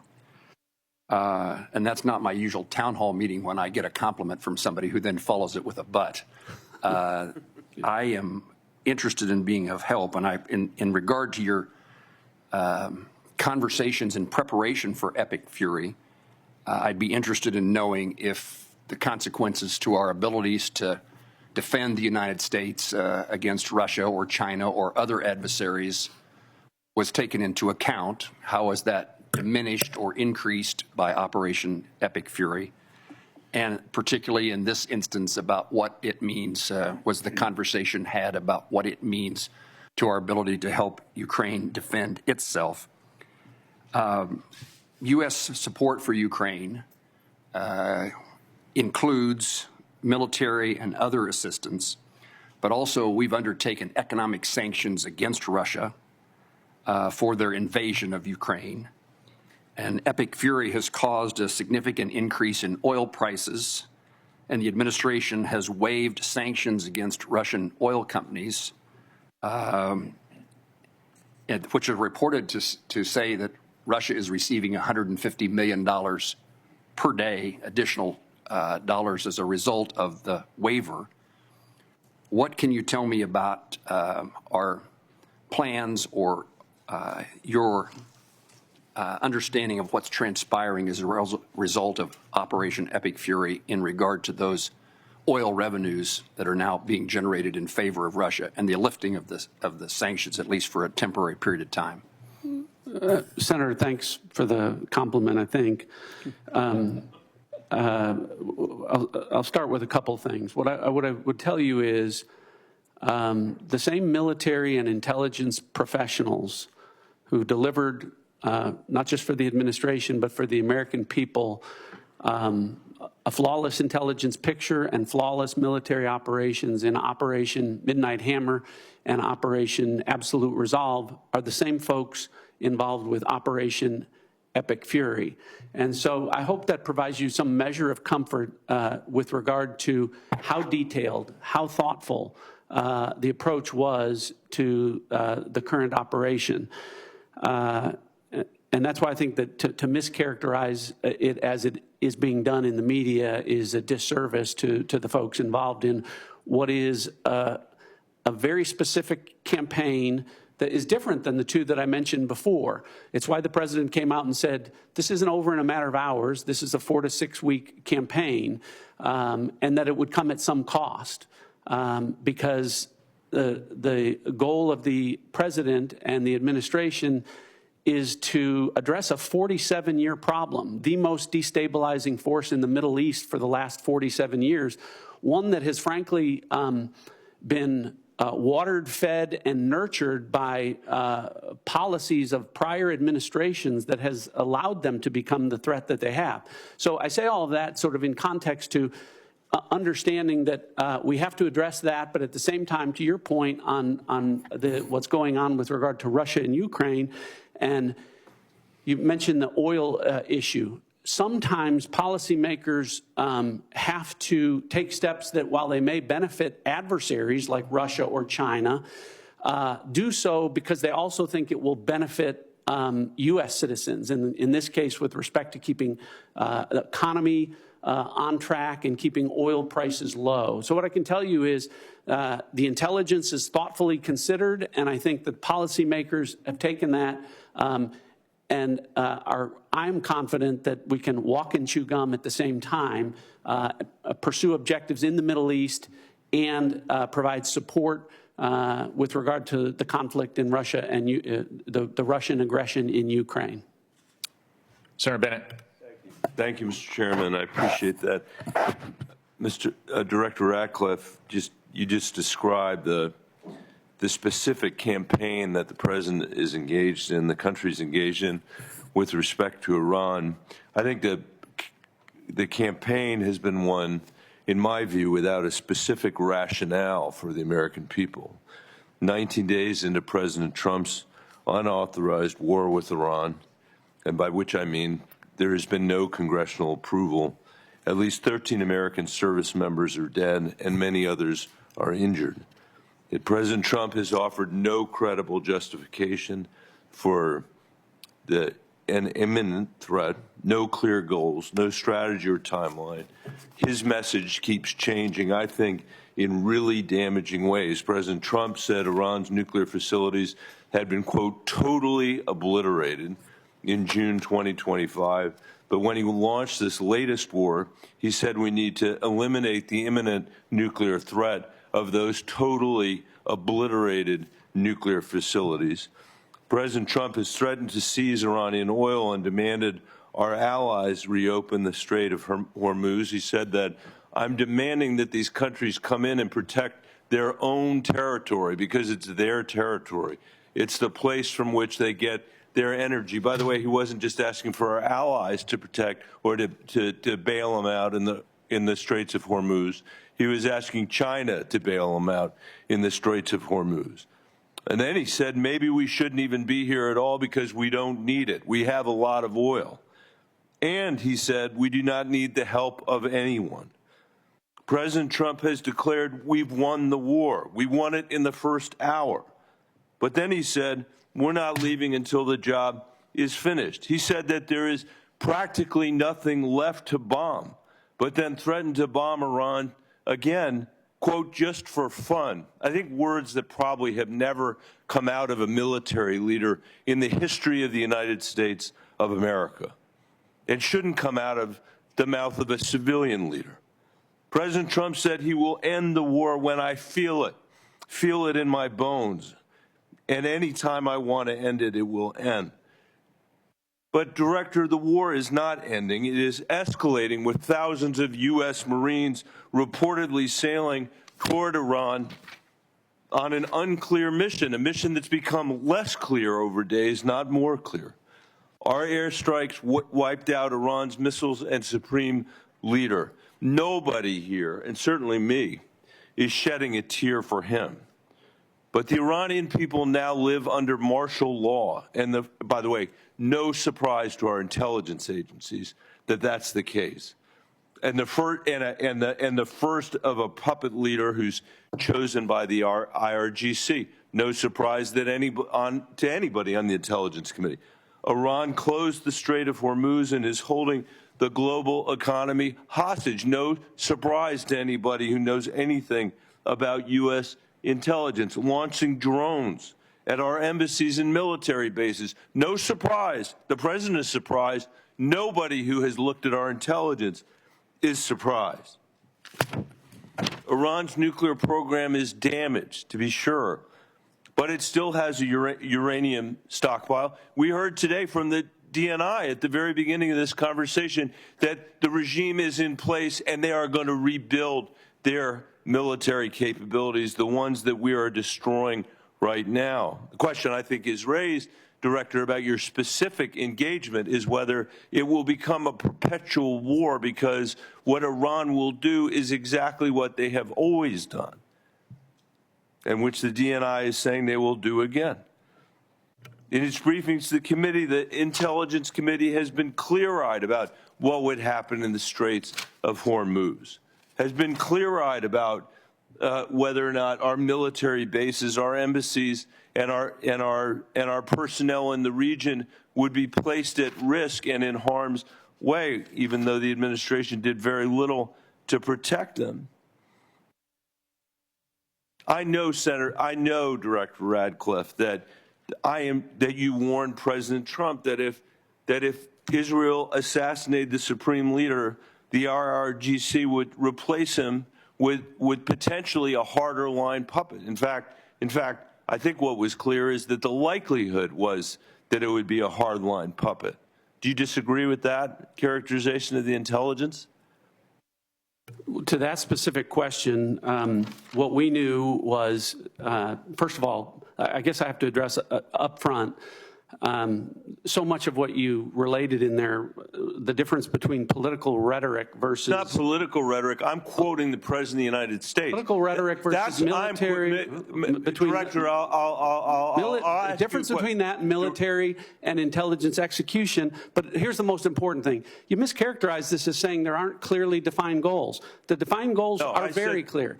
Degrade and destroy the missile inventory and drone inventory, delay and degrade the military industrial base and factories that produce that, degrade and destroy the IRGC Navy that could control the Strait. These are all defined goals that were set out specifically. The premise of the question is that... time back, Mr. Chairman. I can't get a word in edgewise. He won't answer the question, and then he's taken a minute of my time. You're both big boys. You can handle it yourself. Okay, well, Director, I agree that you are, and I appreciate what you're saying. And I'm not...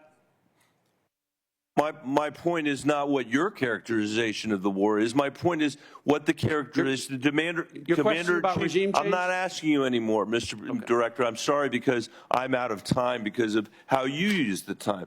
The complete lack of clarity should matter to everybody. President Trump, most of all, he is the person that got elected on the criticism that we had fought 2 wars in the Middle East that had lasted for 20 years. And now we're hearing the testimony is to get their ballistic missiles, to not even get to the nuclear stuff, we're going to have to be in a perpetual war with Iran. And I don't think that's where the American people are on this. This is a serious threat. This is a serious threat to us and to Israel. The question is how to handle it. And President Trump said, we are not the policemen of the world. He ran on that. And now he's turned us into the world's policeman, into its jury, into its judge, into its executioner. And just because we have the most advanced military in the world, it doesn't mean that we should be in a perpetual war all around the world. Thank you, Mr. Chairman. Senator Rounds. Thank you, Mr. Chairman. I'd like to maybe follow up a little bit this same line of questioning, but I want to do it in a little bit different manner. I've had the opportunity, like all of the other members on this committee, to see the threats that we discuss regularly in the classified settings. I also, sitting on the Armed Services Committee, have the opportunity to see what our capabilities are and what we have to do in order to respond to those threats. Director Ratcliffe, let me just begin. I think it's been very clear from the beginning that even though there were supposedly diplomatic activities going on, behind the scenes it was very clear, and I just ask if you would disagree or agree with me on this, it was very clear that Iran, while they were talking, they had no intentions of following through diplomatically with eliminating any of their nuclear aspirations, correct? Senator, that's correct. And in the classified session, we can go into detail, but you've characterized it right. Diplomatically, they were saying one thing. The intelligence was reflecting quite the contrary. Okay. Second of all, with regard to the capabilities, earlier in the 12-day war, a lot of their defensive capabilities had been taken out. Their air defenses had been taken out. The use of our aircraft in that area was safer because those defensive capabilities, most of them had been significantly reduced, meaning our young men and women who are flying those aircraft were safer. Is it fair to say that they were rebuilding their defensive capabilities as well at that time? Yes. So I'll just comment on that. So much is being made. Any characterization that Operation Midnight Hammer was anything but a wild success is wildly inaccurate. As a result of Operation Midnight Hammer, at the time of that, in the preceding 4 years, as is well documented and admitted to by the Iranians, they enriched uranium at least 440 kilograms at 60% for use that could be used for weapons grade to deliver a nuclear weapon. As a result of Operation Midnight Hammer, we sit here today with Iran having exactly the same amount of enriched uranium to 60%, meaning they have been unwilling and incapable of enriching uranium to 60% as a result of Operation Midnight Hammer. Okay, and let me go on because I think this is an important part of this. You also have to have a way of delivering a weapon. It's fair to say that they have short-term and intermediate-range ballistic missile availability today. Were they building additional short-range and mid-range ballistic missiles? Yes. Were they continuing to develop them? Continuing to develop them and at rates that were alarming.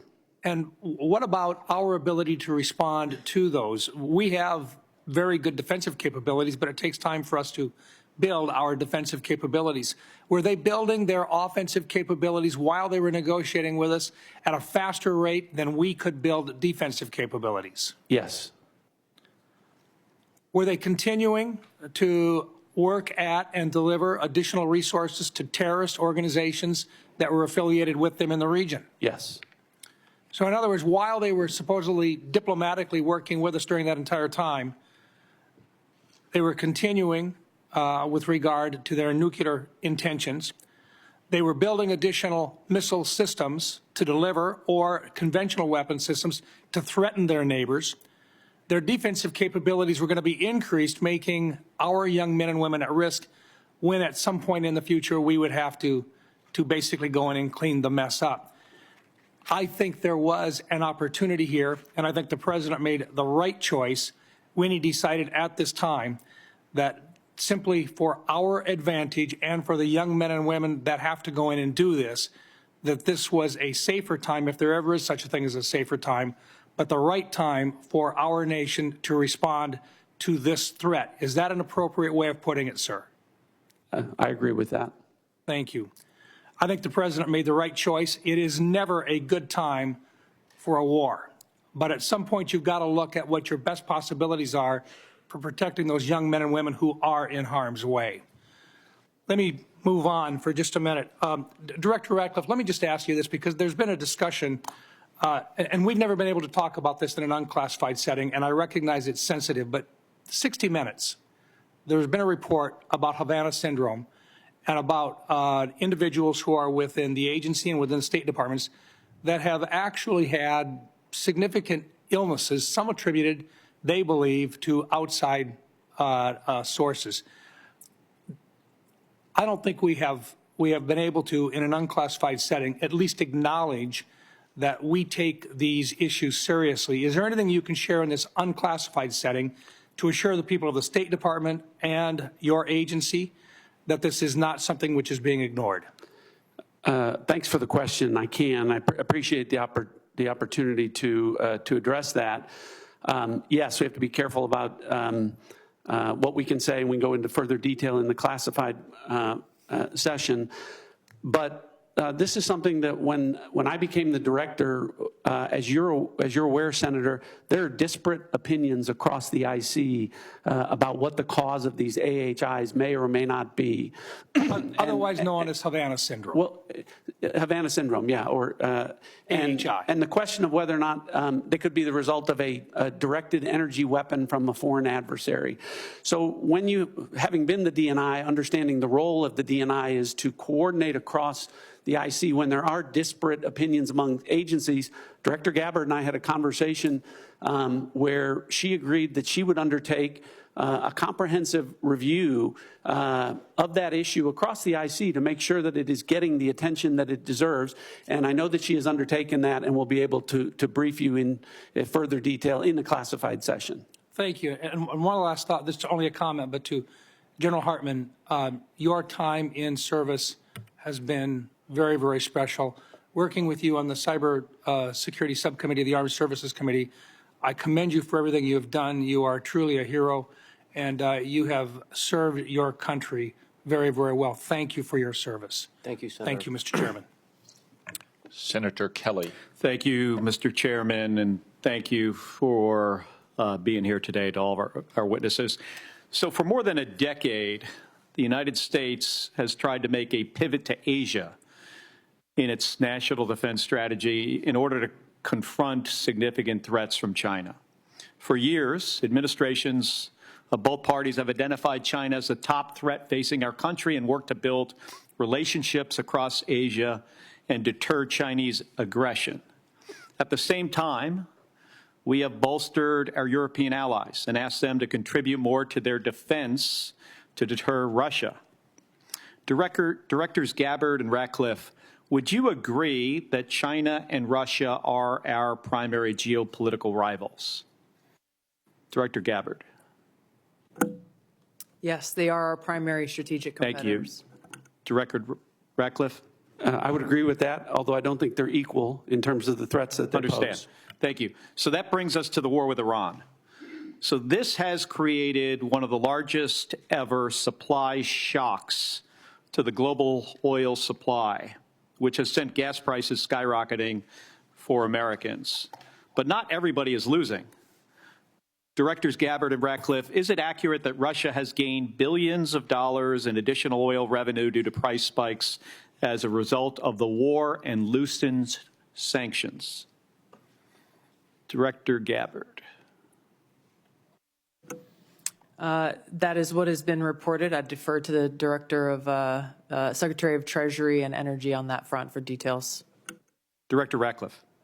Yeah, I'm not an economist, not going to try and do those calculations. But as I talked about earlier, sometimes there are decisions made that will benefit adversaries at the same time policymakers think that it will benefit the American people. It's clear, I think we'd all agree that sanctions were loosened, and that means more money into the coffers of Vladimir Putin. Would you agree that if he has more funding, he is likely to put that to his war effort against Ukraine? Director Gabbard. I would defer to an actual intelligence assessment on what they would believe his intentions are. Director Ratcliffe? Yeah, I wouldn't speculate on that. Wouldn't speculate? Okay. Okay. And is it accurate that China is continuing to receive preferential oil flows from Iran despite the conflict as Iran allows its own tankers to transit the strait? Director Gabbard? I'm going to go back and forth between the two of you. There has been some reporting of China, India, and other countries being able to move their tankers through the strait. However, it is unclear the volume or the measure of that. Okay, so it sounds like it's accurate. Thank you. I'm going to move on. Director Gabbard, you tweeted yesterday that President Trump concluded there was an imminent threat and made a decision to attack Iran after carefully reviewing all of the information before him. I think the country deserves to know what the information was. I'm going to ask a series of questions and just want a yes or no. We don't need any explanation, just yes or no, starting with, were you asked, I'm not asking if you did brief this, were you asked to brief on whether Iran would close the Strait of Hormuz? I'm not going to comment on what the president did or didn't ask me on any topic. I'm not asking if you briefed it. I'm just asking if there was a request. I understand by the White House. Director Ratcliffe, were you asked to brief on whether Iran would close the Strait of Hormuz? The briefings to the president and the White House typically don't come at the request of the White House. So typically when we get intelligence that we want the president to be aware of, the intelligence community brings that to the president. Did you produce the analysis for the Straits of Hormuz? There has been and continues to be analysis with respect to that. Were you asked to brief on how our adversaries and allies would respond to the war in Iran? I imagine I'll get the same answer. So it's just to point out here, it's challenging to forget about actually what was in the brief for a second. We're having a hard time finding out not only if you briefed the president on something, but even if the White House asked if they could be briefed on something or if analysis was produced. So I just want to point out here, this is about 6 days. Can I comment on Yes. that? Yes. I go back to the point. It's the same approach that we took to the prior operations, which, to your credit, Senator, you have praised the intelligence and military communities in Operation Midnight Hammer and Operation Absolute Resolve. It's the same approach and the same professionals in terms of how they approached this particular operation. We're trying to figure out if the president knew what the downside was of the Strait of Hormuz being closed. And I'm having a hard time finding out whether the White House asked or whether there was a brief, whether the president knew. Did he know this was going to happen, or did he just disregard it? And I just want to point out something that was released about 6 days ago. This is a fundraising email from the president of the United States. And in this email here, where there's multiple links to donate money, it says, as a national security briefing member, you'll receive my private national security briefings.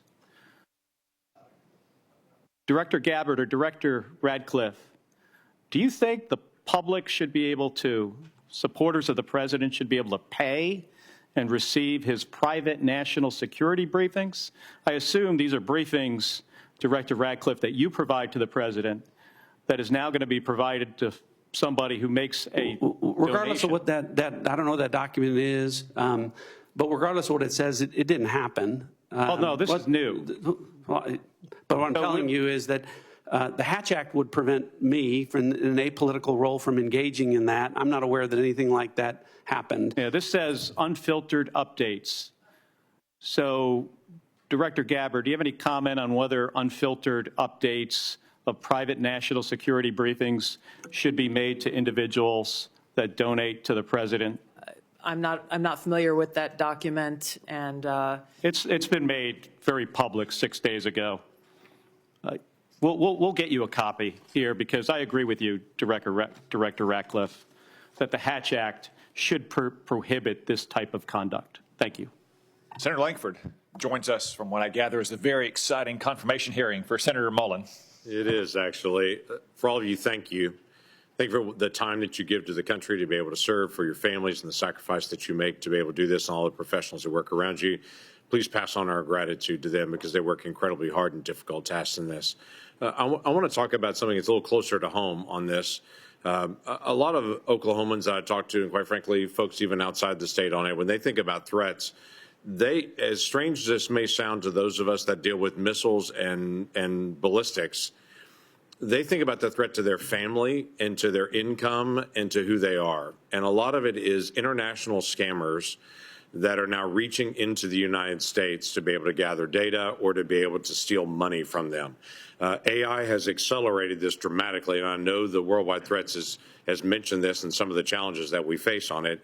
But the challenge is getting bigger. FBI had noted that in 2024, it was almost $17 billion that was assumed lost to scammers, a lot of those internationals. Some estimates are as high as $50 billion on it. AI continues to be able to accelerate the capabilities on it. OpenAI even noted now that they're putting online ads saying, if you've been scammed, here's a way to recover your money. And that is actually a scam. It's taking them to a fake FBI page where they can then turn in and to say, if you've been scammed, here's how the FBI is going to actually come help you to recover it. But even that page is fake, and they're going to be able to steal their information. This is accelerating at a pace that's pretty dramatic with the use of AI on this. Director Patel, I know that you guys are on it. I know that there's multiple entities on it, but this is a big challenge, and a lot of Americans are very, very concerned about the threat to their families. They may have their parents that are more vulnerable at this time and being targeted. How do we take some of this on to be able to confront what's happening online, to be able to attack people and to be able to scam them? Thank you, Senator. And it's with any other high priority operation that the FBI runs, whether it's CICT or we're talking about scamming and scam centers here. One, you have to drown and get online with your online covert employees and platforms, and we've increased funding. And we've also, what we've done strategically is move people out of Washington, D.C. on the intel analyst front and the support staff front to places like Oklahoma. Actually, every single state across the country has received a plus up because of that. And what we've created is the Internet Crime Complaint Center, the IC3, which I know you're familiar with and reference. So what we're doing on the homeland is going out into the streets of America, on the online platforms in America, and shutting down those networks and shutting down the capability of AI to interfere. But I think the bigger term project, what we're doing overseas, that's the key to this. Right. The scam center compounds are largely located in Cambodia and Burma and on the Thai border. I've already engaged with the premiers of each and every one of those countries. We've done so to switch off access to the internet with those governments to make sure that those compounds, they're literal compounds that are being built, and we can get into that in the classified center, that are fleecing Americans and senior citizens all the way from Southeast Asia because they are backed by the CCP to build those compounds because they know it's going to hurt everyday Americans. So us, which we have successfully already eliminated and scuttled, numerous compounds in Cambodia and Burma and Thailand, is the big picture, the big part of the lift overseas. What we're going to do is go into those countries and shut down every single scam center compound. Which is very helpful, and every American is thinking about this and talking about it. Director Patel, I'm going to stay with you. The counter-narcotics work has been phenomenal in the past year and a half. The amount of methamphetamine and fentanyl that have been seized coming across our border has been dramatic, and that has a real effect to what's actually coming at families in my state on it. What I'm interested in is, how are you partnering with local law enforcement to continue to accelerate this process? what does that look like for FBI? Absolutely, Senator. The counter-narcotic mission can't be complete without state and local law enforcement. So we are embedding more task force officers across the country on the specific counter-narcotics mission. We've also stood up with our interagency partners in Tucson, Arizona, the Southern Border Intelligence Center, specifically on the counter-narcotic mission, so that we can utilize the Department of War and interagency capabilities on the law enforcement front. That's why we seized enough fentanyl in 2025 to kill 178 million Americans. That's a 31% increase year over year. And here's a statistic that everybody should be proud of.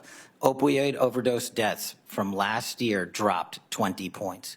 20 points from across the country. And in Oklahoma specifically, Senator, we seized enough kilograms of cocaine to include a 232% increase in the state of Oklahoma alone, and enough fentanyl to kill 500,000 Oklahomans. We can't do that unless we have great police partnerships, which has been a priority of mine, which is why I've embedded police officers here at headquarters from around the country to make sure we have that connectivity. And I've shortened the task force officer onboarding pipeline from 1 to 2 years to 90 days. We need them. Yeah, we do. Director Ratcliffe, the annual threat assessment highlights this year the Muslim Brotherhood in particular, and calls out some of their financial material support on this. That may be surprising to some folks here, but it's not surprising to folks all across the Middle East in the threat that the Muslim Brotherhood continues to pose to so many governments and entities across the world on that. How is the Muslim Brotherhood financing itself and its acts of terrorism, and is there something that we need to do here to be able to make sure that we're protecting Americans in the threat? Senator, I think with regard to the Muslim Brotherhood abroad, we view that just as we do other proxies across the Middle East, the Houthis and other groups. And I can relate to you that the CIA is very focused on the counterterrorism front. You weren't here before. Right. I said in the classified portion I would get into the CIA's success with regard to groups like the Muslim Brotherhood in a classified setting, where I can share with you the impact that we're having. But and across the board with regard to terrorist groups and our counterterrorism activities, I can publicly characterize it as saying we've accomplished more in the last year than in the 4 years of the prior administration combined. So hopefully it gives you some measure of comfort about how we're approaching things and the effectiveness that we've had in the last year in that regard. And I look forward to getting into detail in the classified portion. Look forward to that. Thank you. Senator Reid. Thank you very much, Mr. Chairman. Ladies and gentlemen, thank you.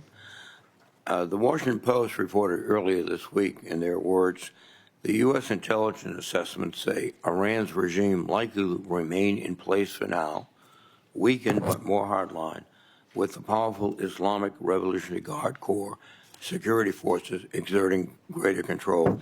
Director Gabbard, do you stand by that reported intelligence community assessment? I don't stand by any leaked so-called intelligence to the media. I do stand by the intelligence community's assessment that was included in the annual threat assessment that speaks directly to this issue, that as of this moment, the regime maintains power within Iran, even though they are vastly degraded on almost every front. Do you think that the killing of the Ayatollah and his wife and other family members and key people contributed to the picking of a hardline successor? Senator, the intelligence community's assessment has pointed to a number of different scenarios that went into play with the selection of the successor. The details of that we can discuss in a closed hearing with regard to the intelligence reporting. Is the regime in Iran now trying to promote the deceased Ayatollah as a martyr who should be followed, and does that help them consolidate support?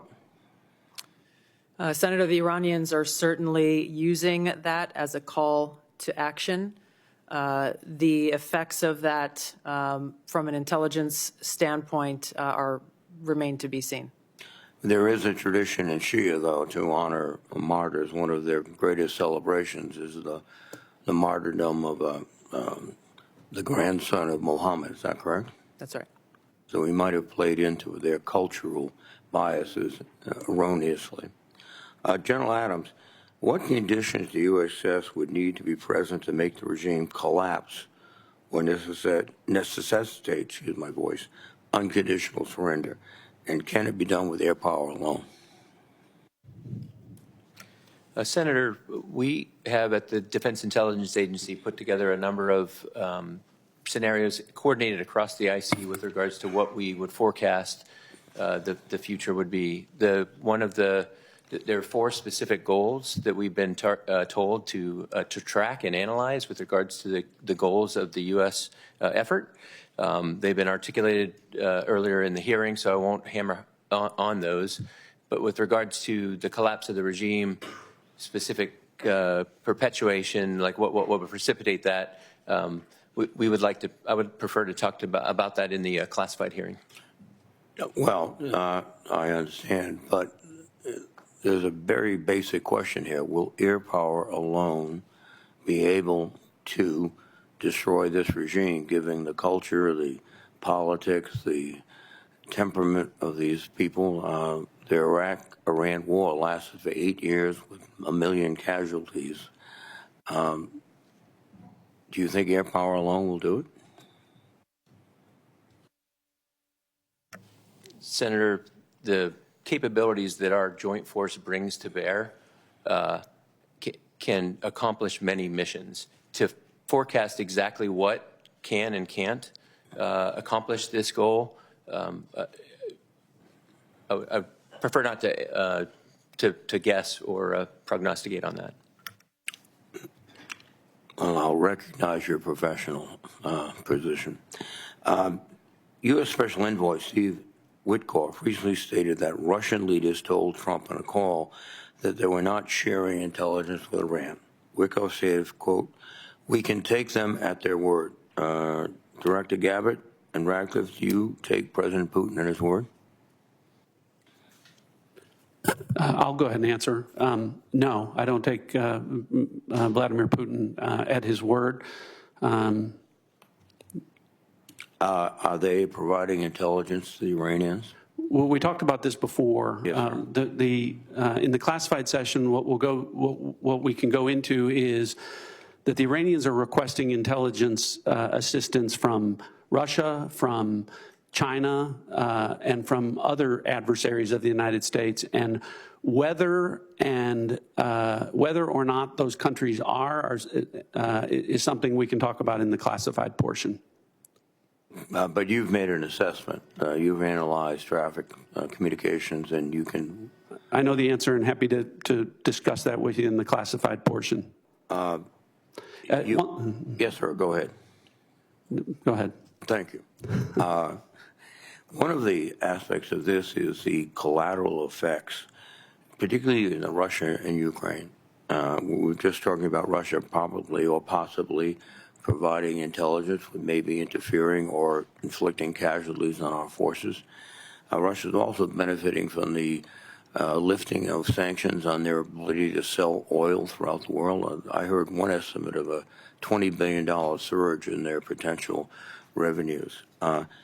Ukraine, on the other hand, is facing perhaps a disrupted supply chain of missiles and other equipment because they're being devoted to this operation. So, General Adams, can you just give me your impression of the effect of the battle on Russia and Ukraine at the moment, of this battle? Well, from our collections, the effect of the epic fury on the Russian-Ukrainian battle has been indirect, not direct. We do track very carefully what benefits or, as you alluded to, the collateral effects of what we're doing and how it impacts. There is a lot of, from both the Russians and the Chinese, observations of what we're doing and figuring out what they can learn from that. So I think that's a collateral effect as we expose what the joint force displays on the battlefield. I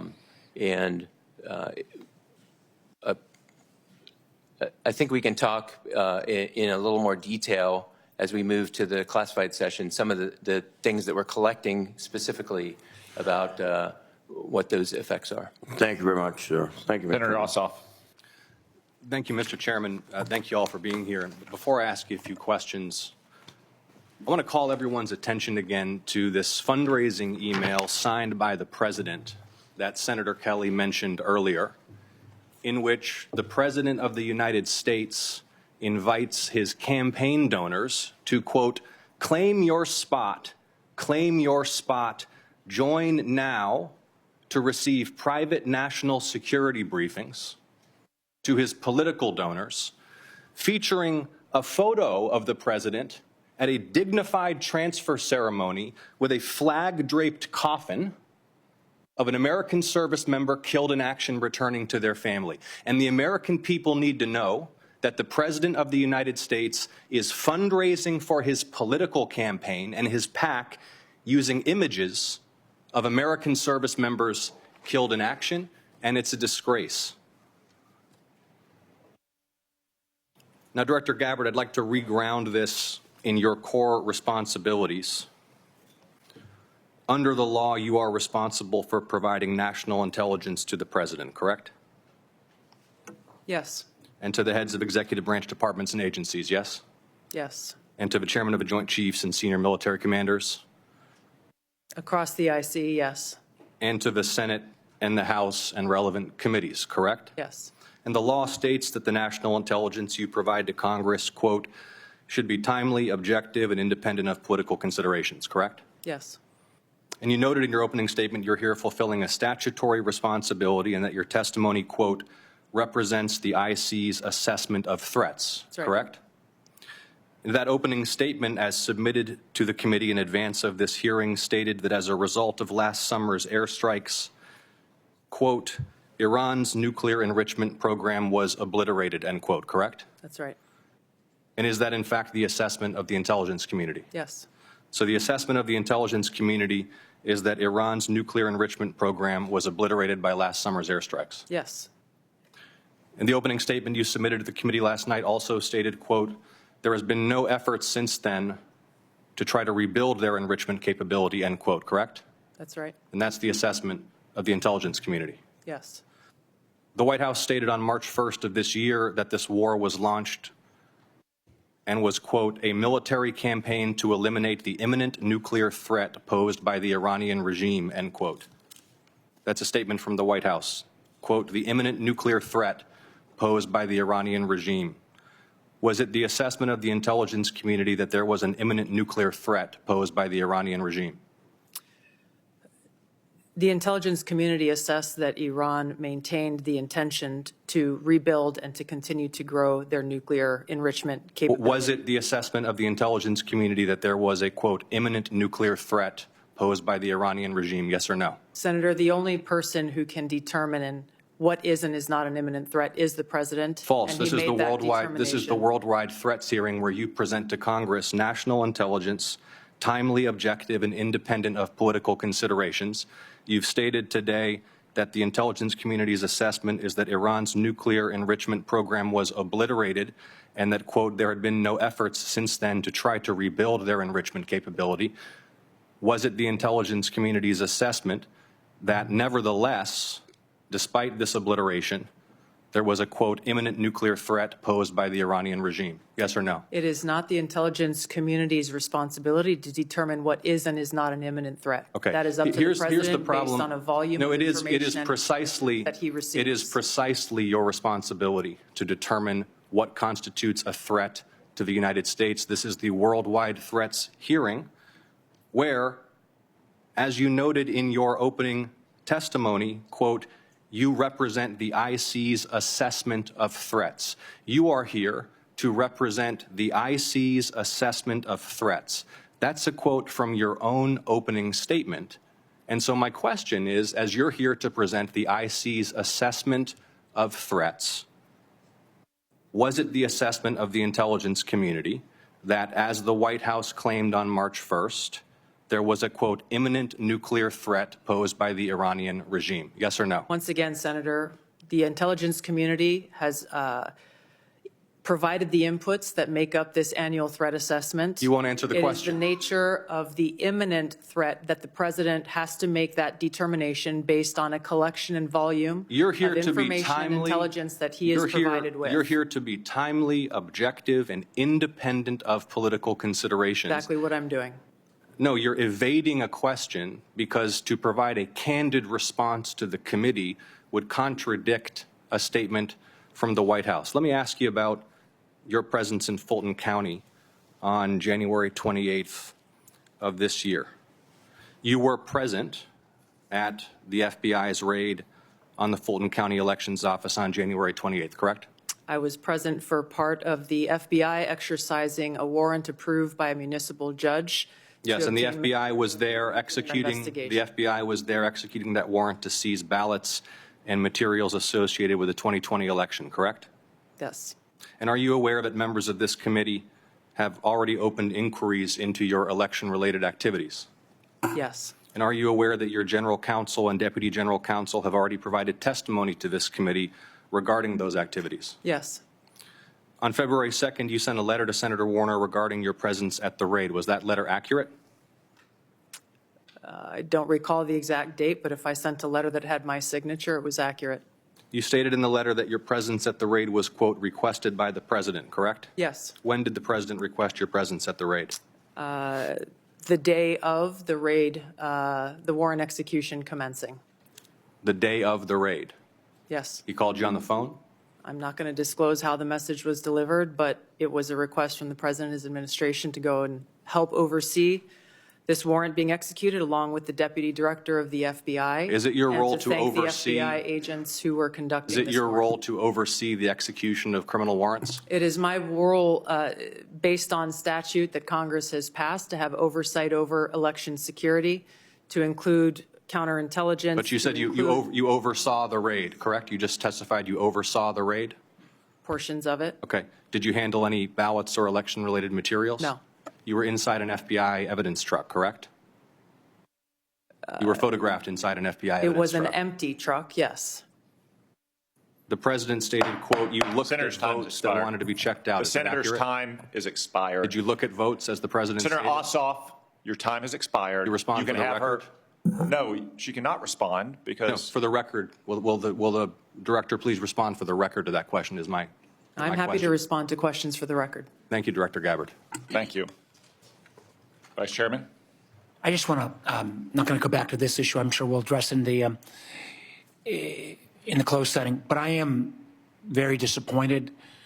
This is the only one time a year the public gets to hear from you guys in this kind of setting.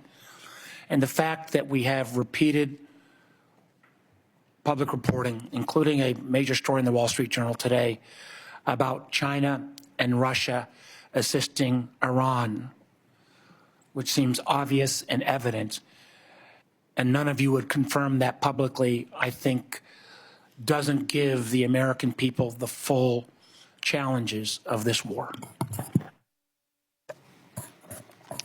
I would add what I said earlier, that the media is not a classification authority, but certainly sounds like something Russia and China would do and that have done for decades in the past to Americans. To wrap up a little business here before we adjourn the open session, we will reconvene in 30 minutes in our usual location for the closed session. That's at 12:56 promptly. I do want to note for the record that Senator Young cannot join us. He is at Dover Air Force Base for the dignified transfer of remains for one of our fallen heroes, a Hoosier. And I would invite everyone to join Senator Young in praying for the family and friends of that soldier and all the soldiers who have given their life in the defense of our freedom and security. General Hartman, I want to again acknowledge you, given your impending retirement, since this is your last appearance for the committee. I'm sure you hope, and I'm sure that the thing you'll miss most about your long career in uniform is testifying before Congress.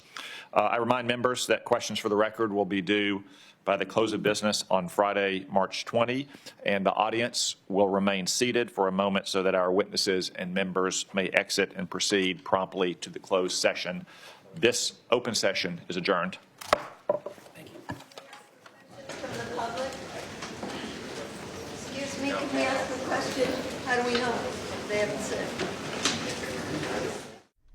Today, FBI Director Kash Patel, Director of National Intelligence Tulsi Gabbard, and CIA Director